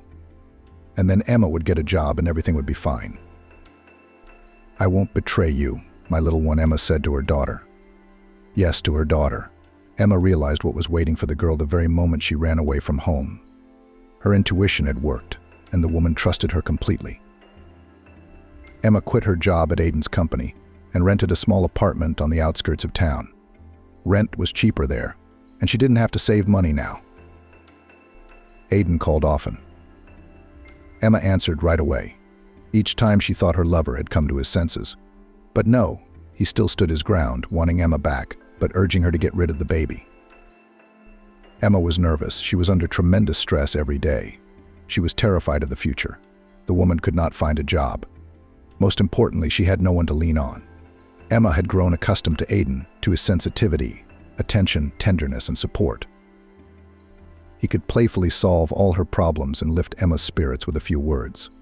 And now Aiden had become alien and inaccessible. Emma could feel their bond breaking, and it was almost physically painful. Sometimes she even thought about doing what he wanted, getting rid of the baby, and then everything would be as it had been. But those thoughts quickly faded away. No, Emma would have this baby, have it and raise it. She'd be fine. She'd wanted to be a mother for so long. She hadn't realized how strong that desire was until she had a baby in her heart. And yet Emma couldn't keep the pregnancy going. Worries, constant stress, nerves, all this together gave such an unfortunate result. Emma collapsed on the street. The pain was such that her eyes went black. Emma thought she was going to pass out. But no, she saw, realized, and felt everything. Someone called an ambulance. Emma was taken away from the store, on the porch of which she was writhing in pain. The woman was ready to endure any agony to save her baby. But something told her that nothing would work. Hope, of course, remained, but it was very weak and ghostly. In the hospital, on a cold couch, under the indifferent looks of doctors, strictly looking from under white masks, sounded terrible for Emma, words clean. There's nothing left to save. Then Emma lay in the ward. There were several other women here. They were still pregnant. The doctors had saved their babies. The expectant mothers were talking in hushed tones so as not to alarm Emma, discussing their babies. Each of them was sure that now all the threats were over and their babies would be born. But Emma had nothing to hope for. At the first visit, the doctor shocked Emma with the news: most likely, you will not be able to become a mother. It's a complicated case. It was about saving your life. You should know that it is unlikely that you will be able to give birth naturally. But there are options. Medicine doesn't stand still. Emma wasn't listening. Next thing she knew, she was falling into an abyss of despair and fear. Would her biggest dream never come true? Would no one ever call her mom? What was there to live for? Aiden met Emma at the hospital. How did he know what had happened?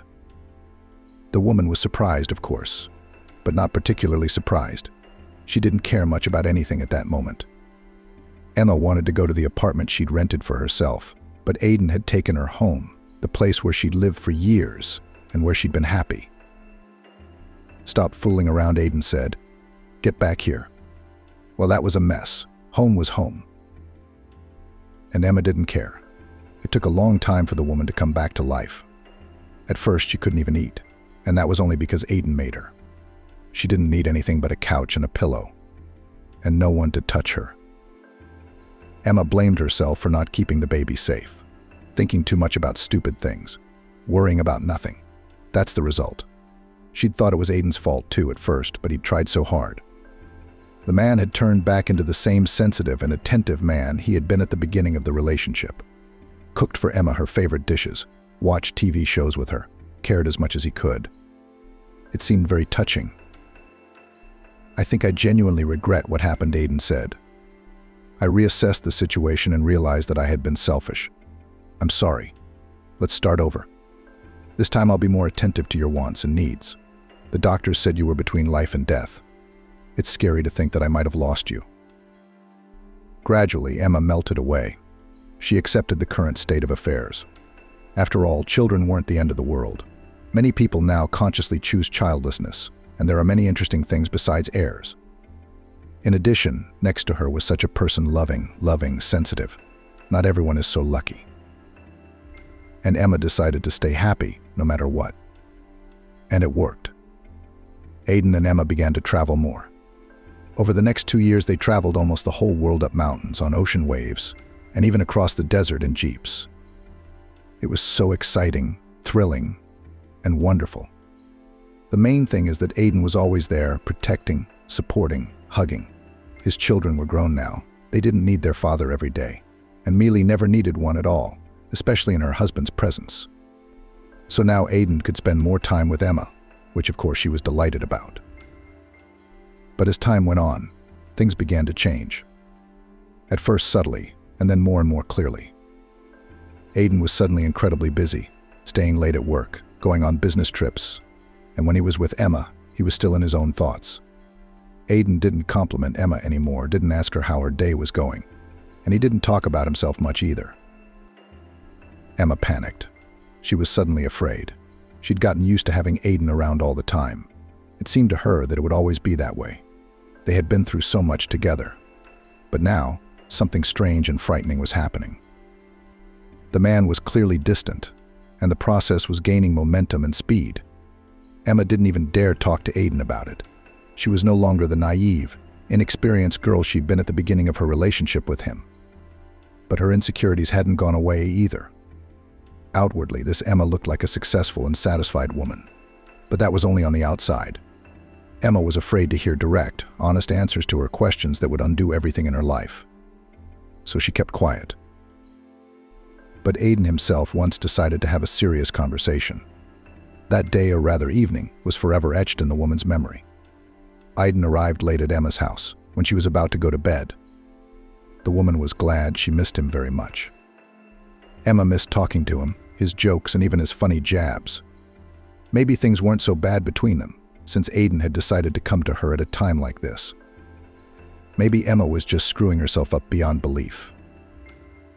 Emma, Aiden said, "It's hard to accept this right away, but we have to break up." Emma felt as if she'd been hit with a gush of cold water. She flapped her eyelashes confusedly and must have gone pale overnight, because Aiden hurriedly pulled up a chair for her. Apparently he was afraid Emma would faint or something. Then the man talked at length about how he'd been happy with Emma for almost a decade and a half, describing her virtues and assuring her that she had more to come. It happens all the time. Relationships are just exhausted. There's no more of that spark, that passion, emotion, vivid sensations. "The same thing is happening to you," he said. What does he see? What makes Aiden think that Emma's feelings for him have faded too? Emma thought. It's probably just easier for him to think that, since he's going to leave her. And of course he didn't want to feel wrong about it. It's much easier to believe that Emma, too, has grown cold to him. And as he said, the relationship is over. Aiden talked a lot, and as always, quite persuasively. The man knew how to do that. Emma listened, nodding somewhere, answering something somewhere. She didn't cry, didn't beg, didn't argue, because she realized it was useless. Aiden had already made up his mind for the two of them. You could see it in his eyes. It was in his voice and in every gesture. He was talking, and I was slowly dying, Emma thought. I realized that the old Emma was gone. Aiden, he was everything to me. Without him, I had no idea how I would exist. Aiden admitted with shocking sincerity, I met someone else, and I developed strong feelings for this other person. I myself did not expect that such a thing was possible in my old age. The man couldn't hold back a smile when talking about his new love. This is something incredible, Emma. You're going to have to quit my company. Quit. It's just that she'll be working there now. Well, you can't have you two dating all the time. It would be hard on both of you. But also for me, of course. I understand, Emma nodded, barely holding back tears. I feel so lousy about the whole thing, she said. I'm really sorry for you, Aiden grumbled. It'll be okay with me, Emma smiled. She didn't want Aiden to feel sorry for her. Not this. You're sorry about this, but I told you everything honestly. I didn't lie to you. It's hard, this whole thing. I'll help you find another job. And you can stay in the apartment as long as you want until you find a new one. Thanks, Emma nodded. That was it. Emma's old life was over. She wouldn't stay in the apartment that held so many happy memories. She'd move to another city because it reminded her of Aiden. And it wasn't easy. Wow, so strange they had been together for a whole 15 years, but almost 15. Emma was used to Aiden, used to living with him, and thought it would always be that way. Everything turned upside down in the blink of an eye. Emma used her savings to rent an apartment in the new city and started looking for a job. And here she had to face the harsh truth: finding a suitable place was not easy. Getting a job in her specialty was out of the question. For almost 15 years, Emma had been working as a secretary, but there were no vacancies at all. And she couldn't do anything else. She had to look at unskilled positions. That's how Emma became a kitchen assistant at a local restaurant. Emma's job duties included a variety of functions. She cleaned the kitchen floors, washed dishes, and carried pots from table to table. Whatever was asked of her, she did. Emma worked hard. She was always on the job. It was hard work. At the end of the day, her back ached, her legs ached. It didn't pay much, but it was enough to rent a small apartment. But this job had a nice bonus. At the end of the day, she could take home leftovers.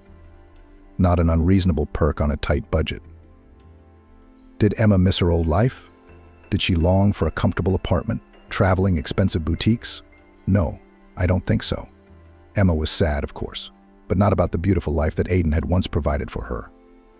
She missed Aiden himself, despite what he'd done to her.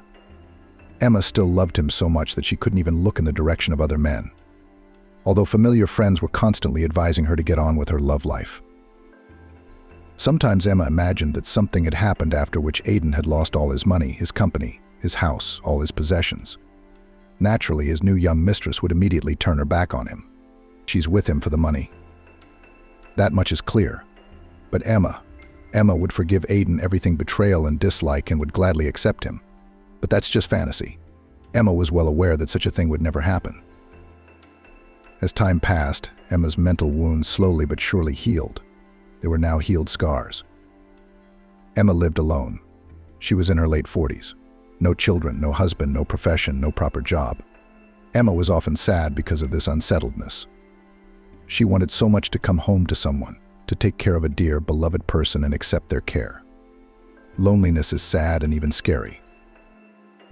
Of course, the woman could have had an affair with someone, but in her surroundings there were no people suitable for the role of the other half. She didn't know what true love was, and she couldn't settle for anything less now. Emma couldn't get over herself. There were bookish joys in her life. She loved to read and became a regular visitor to the local library. Dostoevsky, Bulgakov, Tolstoy. Emma devoured the works, familiarized herself with the inner world of the classics, and rethought her own fate through the prism of the events in the novels and stories. At school, she was not particularly fond of literature. All these works seemed boring to her. Half of the words she did not understand at all. Now was probably the right time. Besides, Emma had a cat. Maggie turned out to be a very clever and affectionate animal. It was like she could sense her mood. If Emma was sad, the cat would rub against her legs, as if to calm her down. And when her mistress was tired, Maggie became quieter than water, lower than grass. On that cold autumn evening, Emma packed a delicious dinner for Maggie, leftover red fish and beef scraps. For herself, of course, she'd grabbed something for herself too. It was amazing how much food was left in the kitchen. By the end of the shift, she'd saved a lot of money on food.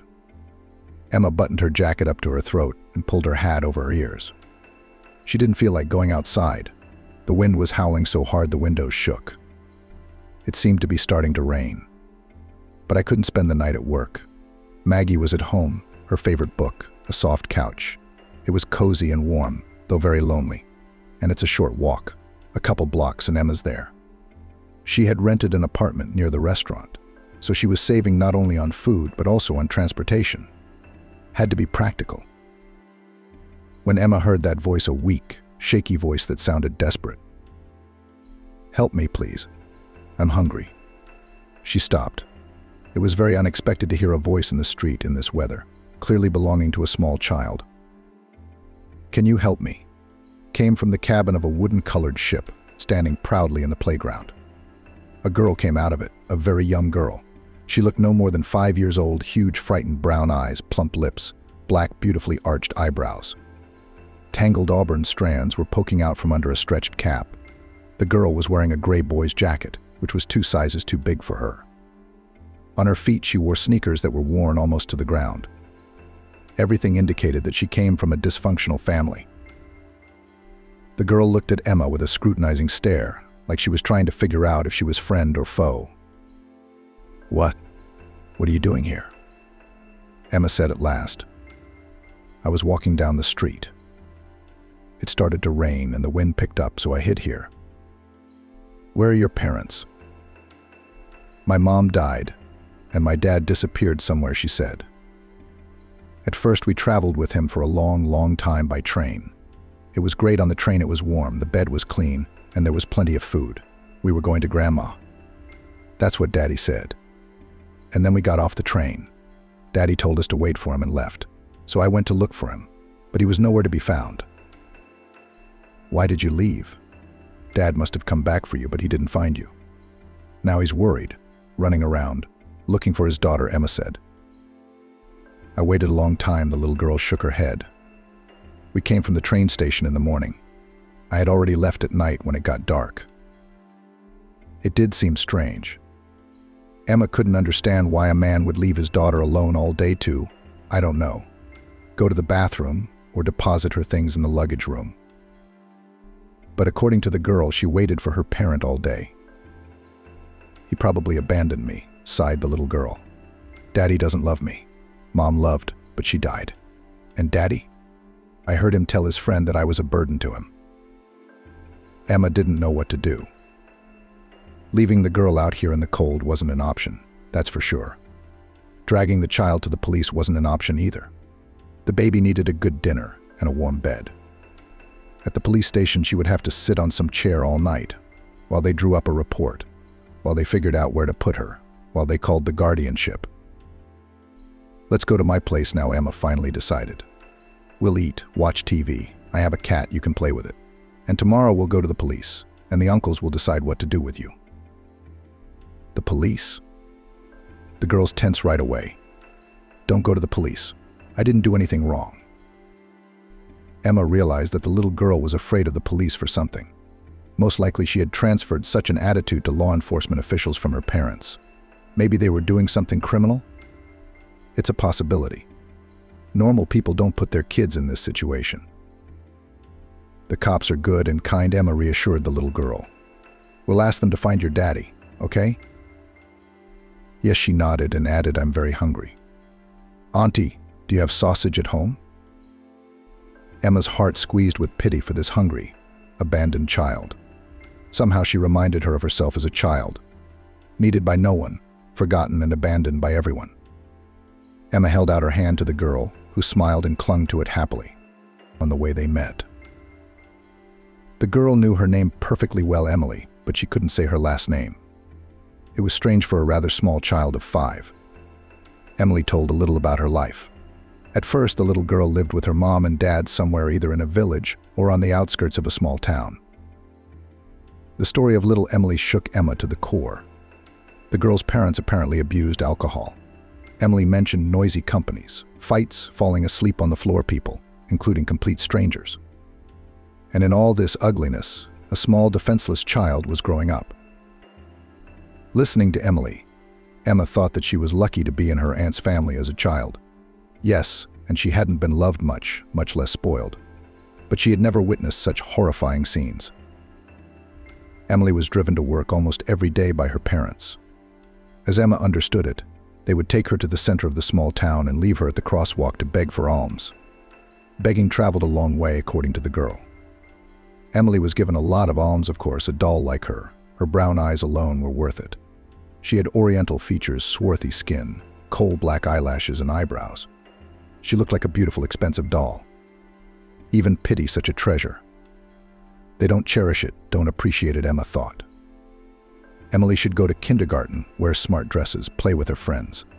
She is so energetic, bright, curious. But the girl had to spend her days in a dark underpass and beg for change from passers-by. "Did they hurt you there?" Emma asked, thinking about what could happen to a small child on the street. No, Emily shook her head. Everyone knew me in the passage, both Uncle Matvey and the guitarist, and Aunt Klava. She sold knitted socks. Daddy often came to check up on me. In the evening, Emily's family returned home, and everything went on as before. Sometimes Emily was alone for days in an empty house. Her parents were out at someone's house. Other times, company would gather at their place. Emily didn't know any other life, and therefore talked about everything that happened to her easily and casually. It was the norm for her. Emma, meanwhile, was almost moving the hairs on her head with horror. And then Mommy died. Emily sighed. Daddy said that Mommy had gotten some bad vodka. God saved him. He fell asleep before they opened the bottle, so he survived. But Mom didn't. Her friends were poisoned along with her. Emily missed her mother very much. According to the girl, her mother loved her, treated her with candy, called her beautiful princess, made her beautiful ponytails. But sometimes she beat her, of course. It usually happened on days when Emily didn't get much alms. But if they gave a lot, she kissed her daughter, hugged her, sang songs to her daughter, and looked at her with kind eyes. Daddy's not like that, Emily said. He never hugged me. He never sang me songs or told me stories. He doesn't love me, but he's still my daddy, and he takes care of me. Now he's lost or abandoned me because he doesn't need me. Finally, they got to Emma's apartment. Come on in. Don't be shy, she said. Maggie's here to see us and she missed us. Emily felt like she was in a normal apartment for the first time. Everything here seemed unusual, strange, amazing. It was the simple things that really excited the little girl. The bathroom, for example.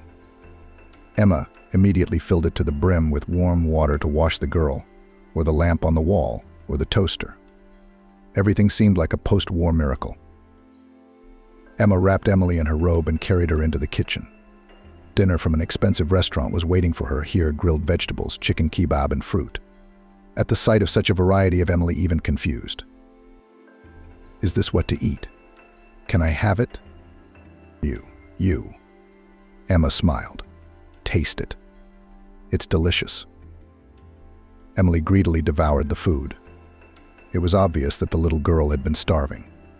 Then Emma put Emily to bed on a makeshift bed made of 2 upholstered armchairs. She didn't have a second bed in her apartment. I love it here, the sleepy little girl said. May my daddy never be found at all. I want to stay with you. These words echoed warmly in Emma's heart. Emma was pleased that Emily liked it at her place. On the other hand, she couldn't get too attached to the little girl. She'd have to go to the police with her tomorrow anyway. That's a shame. It's so nice to take care of a child, to see its happy eyes, to open the world to it. I can't tell you how it feels. Even if only for one evening, but Emma felt like a mother of a wonderful girl. In the morning, she had to dress the baby in her old dirty clothes. There were no other clothes. Emma asked for time off work and explained the situation.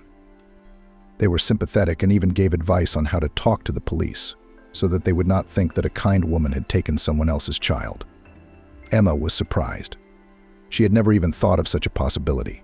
At the police station, she went to the duty officer and told him her story.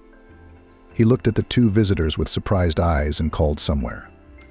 Then he called the number of the office and let the woman with the child through the turnstile. The young man in shoulder straps listened to her, then asked Emily a few questions, then wrote down Emma's data and suggested she go home. What about the girl? What about the girl? Emma asked. We'll deal with it now. You stay in touch. Most importantly, we'll be in touch.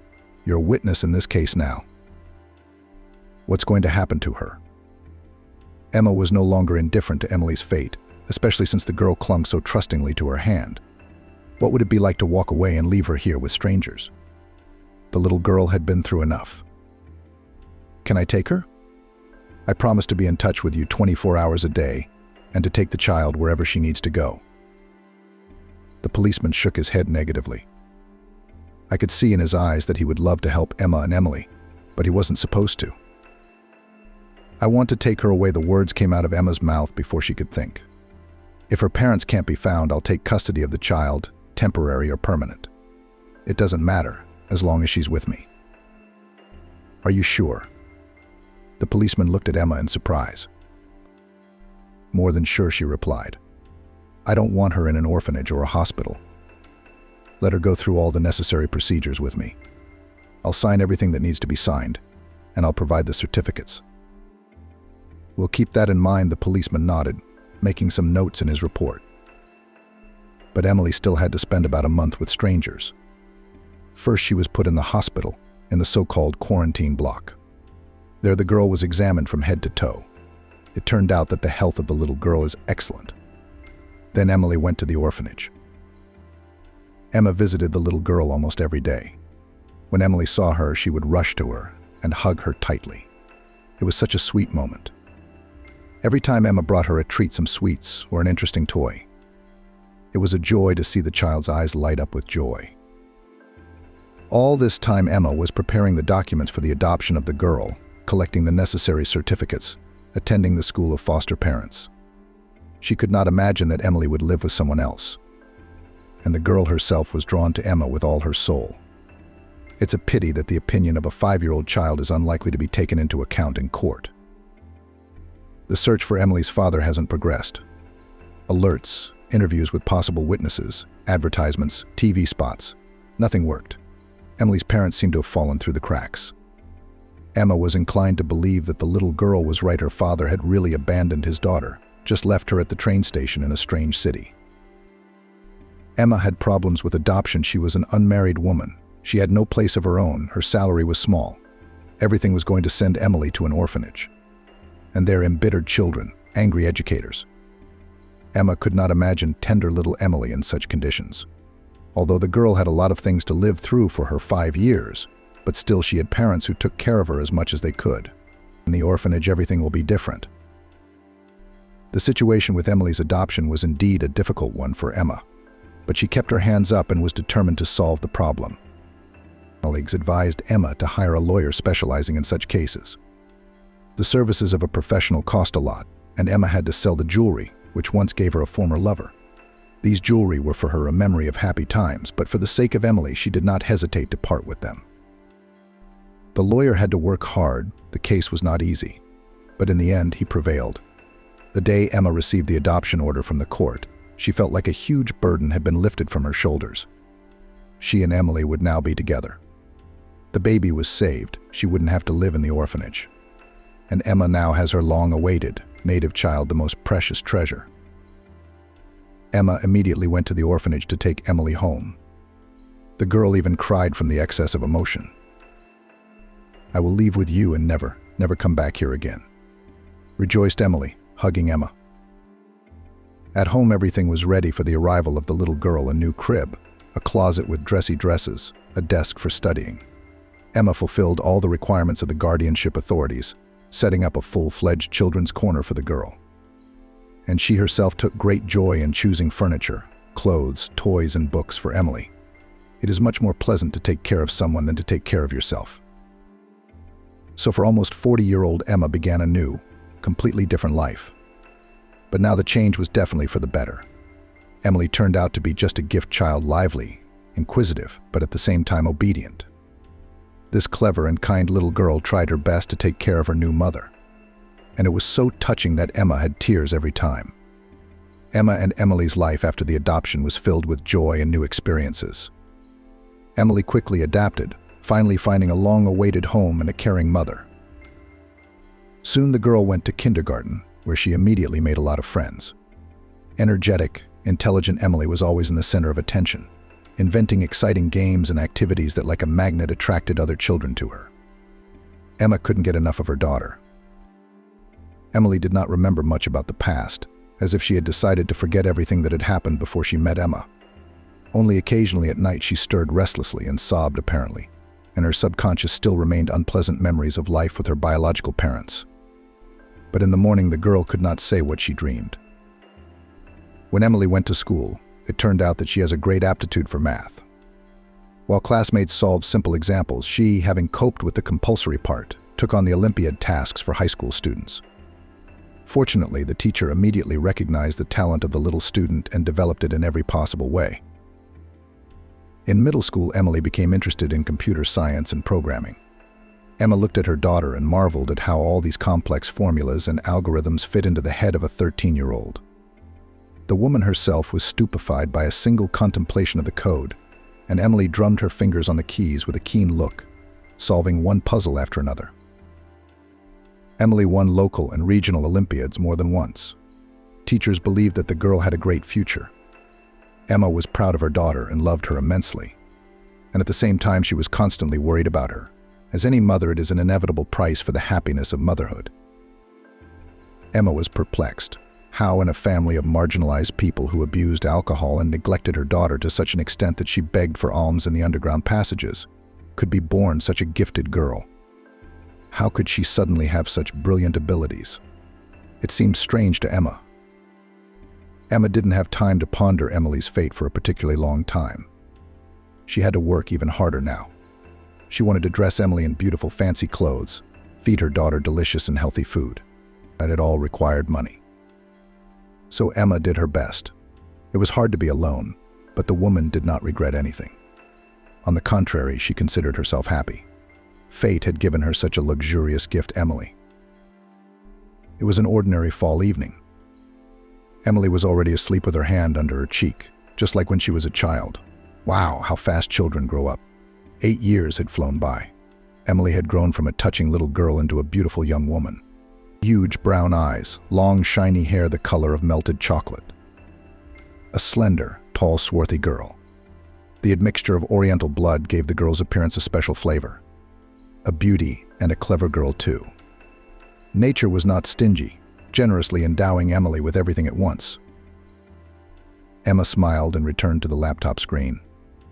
The woman was trying to find the TV series she had been told about at work. The search engine, as usual, came up with a bunch of unnecessary stuff. Emma was about to close the tab, but then her eyes caught on a picture. The woman looked at it and could not believe her eyes. A slender teenage girl with long brown hair and a dazzling smile. Behind her, the merry sea was rushing by. She posed in a bright pink swimsuit on the ocean. The wind fluttered the young beauty's hair. Behind her, the waves were splashing, and it was Emily. The same facial features, the same smile. Even the proportions of her figure were the same. But how was that possible? Her girl had never been to the sea. The ocean, white sand, palm trees. The longer Emma gazed at this girl, the more she wondered. The teenager didn't just look like her daughter. It was Emily. Emma could even see the mole on her thigh. Emily had the exact same one. She pulled away from the screen and took a few deep breaths. This couldn't be a mere coincidence. Gathering her wits, the woman clicked on the photo. It turned out that the picture was on a social networking site on the page of one John Williams. Apparently, the girl was his daughter. In the profile of this stranger were more photos. On some of them was present an Emily. That was the name of the young beauty posing against the ocean. Emma wasn't good at English, but she could tell from the captions on the pictures. The family lived in a large and beautiful house. Often traveled mother, father, and daughter Emily. Incredibly similar to Emily. The girl's mother was young, so Emily turned out to be such an exotic beauty the mixture of blood gave a spectacular result. It happens all the time. Emma couldn't take her eyes off this Emily. Mimicry, facial features of the figure the girl was an exact copy of Emily. The most interesting thing is that the head of the family, apparently, worked in the field of technology. This was evidenced by the photos on his page. And after all, Emily also has a talent for programming. Emma made up her mind. She sent a letter to John in Russian without even bothering to translate it into a translator he'd figure it out. She attached several photos of Emily to the message. In the letter she told the story of her girl. Maybe it was all just a coincidence, but something told Emma that such coincidences just didn't happen. John replied right away. He thanked Emma and asked her to stay in touch. He wrote that he couldn't tell her everything now, but he wanted to meet her and was even willing to fly to Russia for that. He was going to do it as soon as possible. John asked Emma when it would be convenient for her to meet, anytime. Emma texted him and turned off her computer. What had just happened now? Why did she immediately, without even thinking of the consequences, write John that letter? What would happen now? Emma's heart clenched with icy anxiety. She wished she could go back in time and not send that letter to the stranger from the internet. But Emma had always acted in her daughter's best interests. And she'd done the same this time. What's in store for Emily and Emma? Her foster mom has no money, no connections. The girl has already refused several times to participate in programming contests and tournaments just because Emma could not pay her way. Sponsors were not always found, unfortunately. Besides, Emily is already 13 years old. She hadn't seen the sea, hadn't gone on vacation to big cities, hadn't traveled at all. Emma simply could not pay for all this, although she tried very hard, worked hard. And here was a wealthy programmer from California. Maybe he could be a part of Emily's destiny. I mean, she looks just like his daughter. There's a reason for that. In the morning, Emma told her daughter. She was surprised. The girl looked at the photos on John's page for a long time, frowning her eyebrows, thinking about something. I think I remember these places. Or rather, not so much I don't remember, but I dream about something like this house sometimes. Unsure, of course. Maybe just something similar. Interiors like this are often glimpsed in Hollywood movies. It's amazing. But the weird thing is that we look like copies of each other. Her hair is only a little shorter, but everything else is the same. It's weird that Emily agreed. But I read once that every person on the planet has a doppelganger. Everyone, in fact. Maybe you found my doppelganger. Emma shook her head. She had some thoughts about the girl's similarities, but she didn't voice them to her daughter. John flew in 2 days after Emma had written him the first letter. All the time before his arrival, they continued to correspond. The man wanted to know the smallest details about how Emma had found Emily. She'd told him everything without a word. What now? They met at a local coffee shop. Emily was at school and Emma had the day off. John was a tall, trim man with blue eyes and blonde hair. He didn't seem to look anything like Emily. I am a professional editor with a degree in philology and 20 years of experience. Here is the edited text to meet your requirements. And yet the attentive Emma caught the resemblance, the dimples on John's cheeks when he smiled, and the eyes. The man nodded in the same way. Even his nose seemed to wrinkle. It turned out that John knew Russian. He'd worked with Russian developers for a long time, so he'd learned it. Of course, the man confused words and cases and spoke with a terrible accent, but Emma understood him perfectly. It's an incredible story, John said as they sat down at the table. I couldn't believe it when I saw your daughter's picture. I'm so glad you wrote to me. Emma nodded. She wasn't sure she had done the right thing.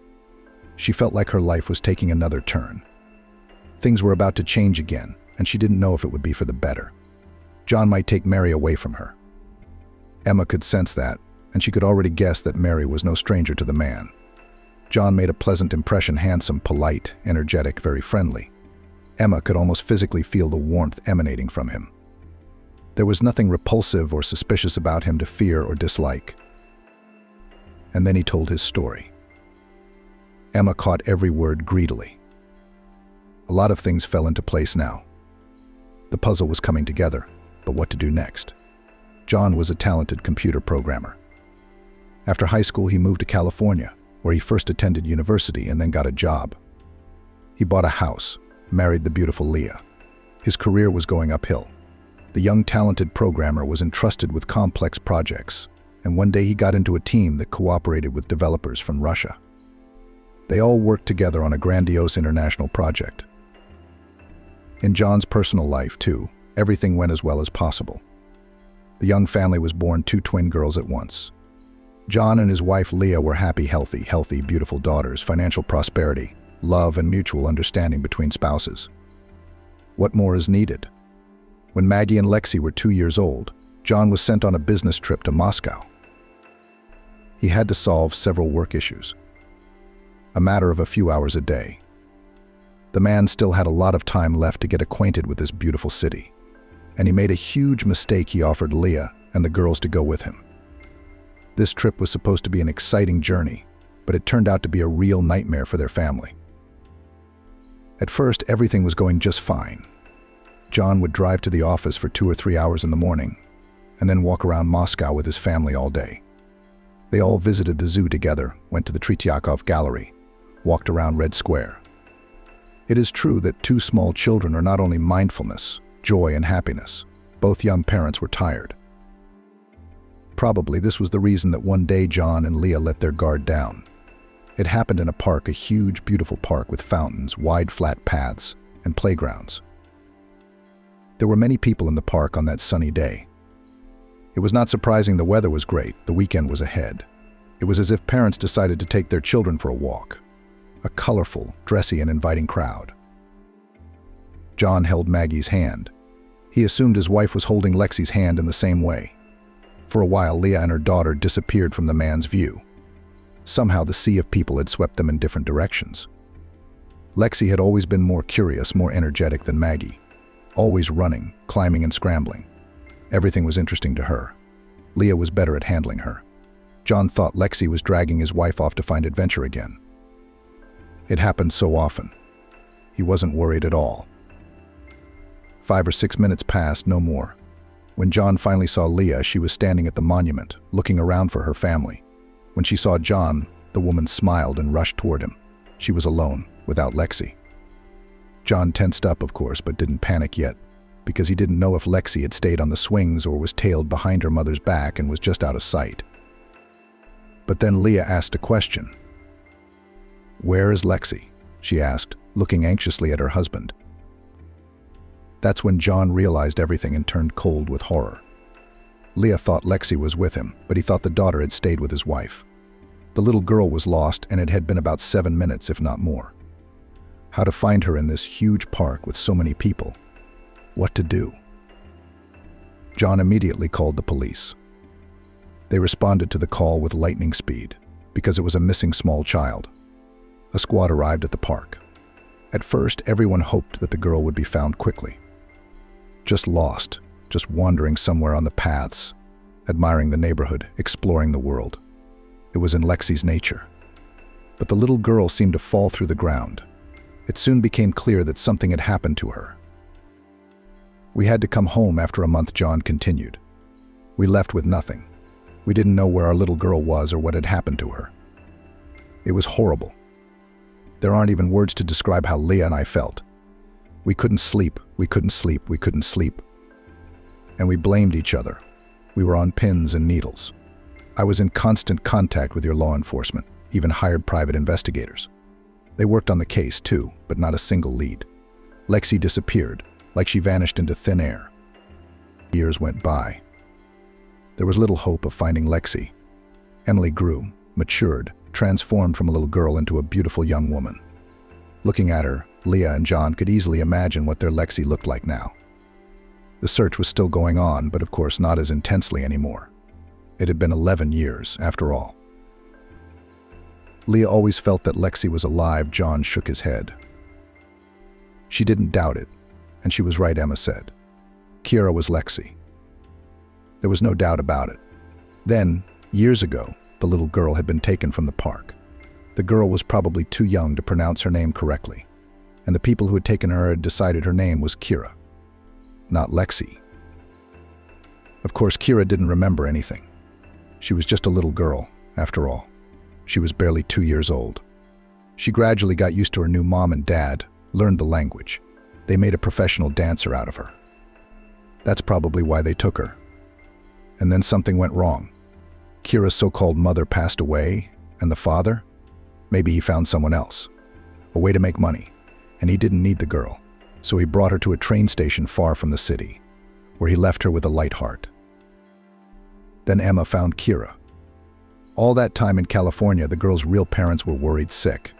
No, they had to learn to live with the loss, but I can't even imagine what Leah and Jonathan had to endure, not knowing the fate of their own child. It would drive you crazy. I guess the only thing that saved their parents was that they had another daughter, Emily. She's the only thing that kept them going. And then you send me this letter and a picture of my daughter. I'm sure you're Kira's, Lexi, John continued. I haven't told my wife yet. I need to check everything first, do a DNA test to know for sure. Because if there's been a mistake, Leah won't be able to bear it. There was no mistake, of course. The test confirmed Kira and Jonathan's parentage. I told my daughter everything honestly, Emma said. The woman, of course, was worried. Now that Kira's family had been found, she would be alone again. How could she live without her daughter? How to tear her out of her heart? And she'd have to do it anyway. Kira's not her property.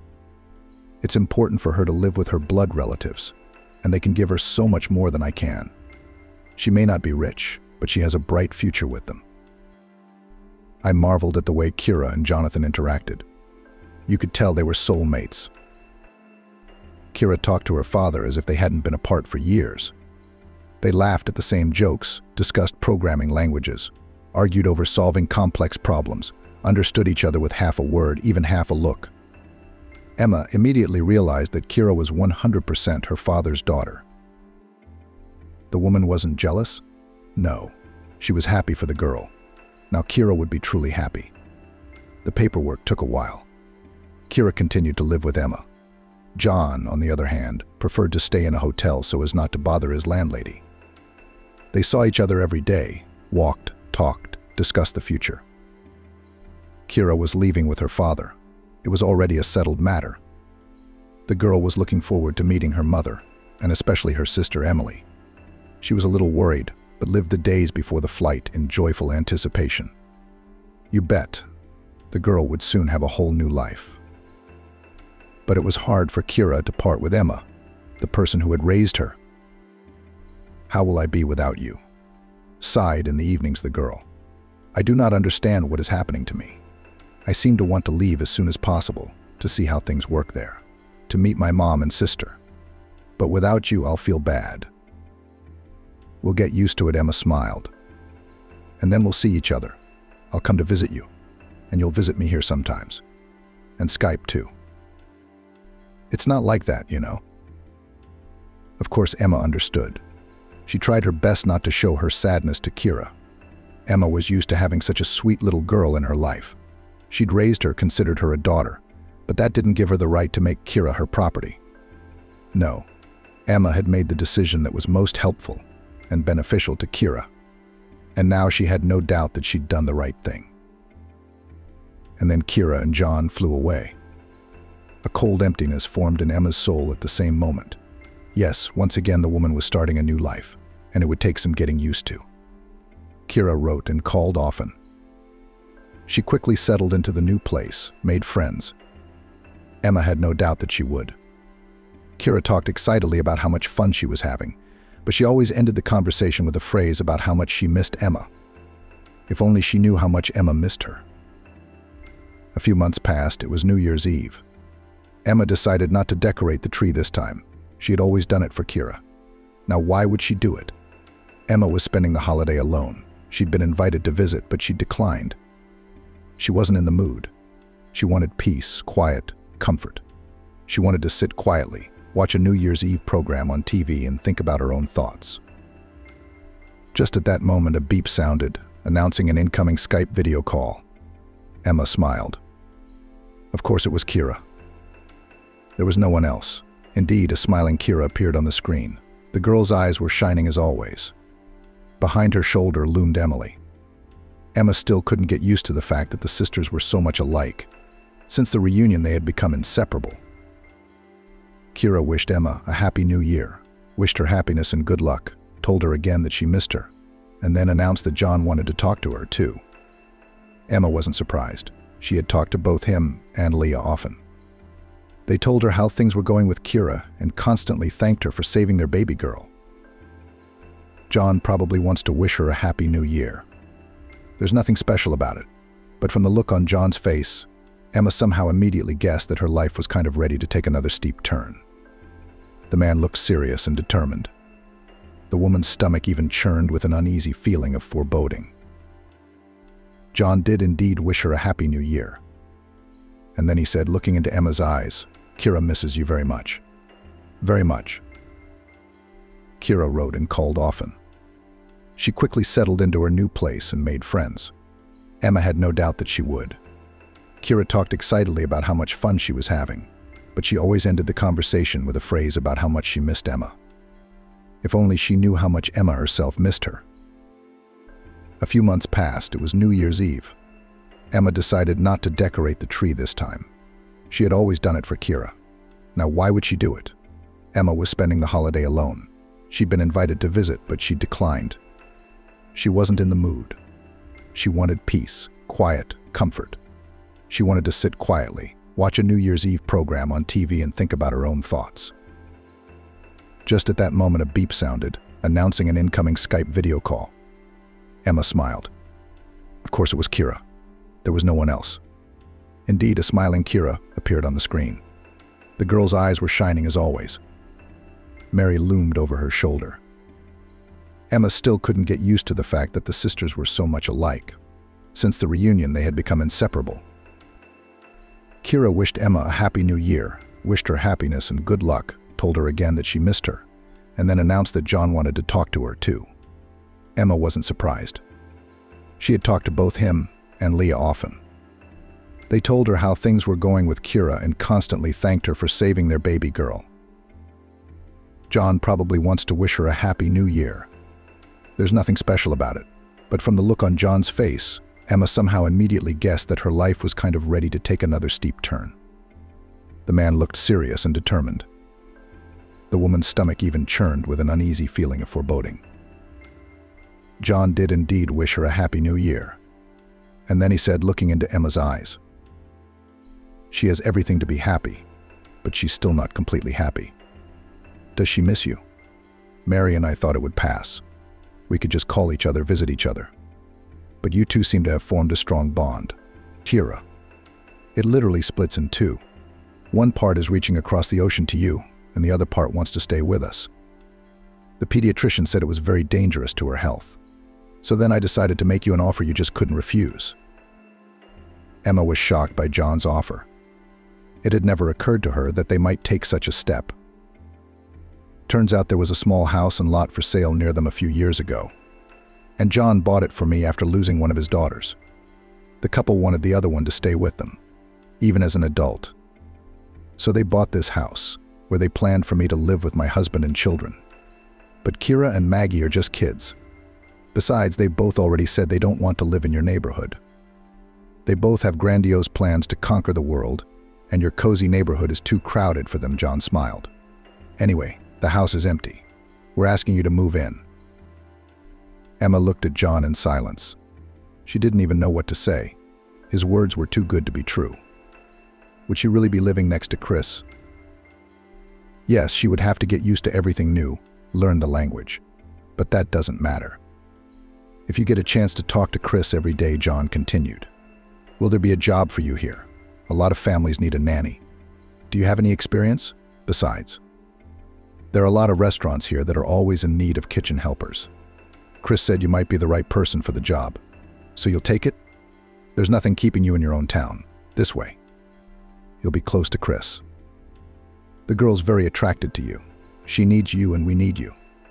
Mary and I want to do something nice for the man who saved our daughter." Emma suddenly realized that these people were like family to her. They cared for her happiness as if she were their own. "We are one family," she said quietly, looking at the screen and smiling. "Now the house still sits idle for nothing. I will also take care of it, so I will help you a lot. But what do I think of your offer?" Emma looked at John, who was waiting for an answer. "I suppose I should say that I need to think about it, weigh up the pros and cons. But why? Because the decision is already in my head. It's just great news. Of course I'm in."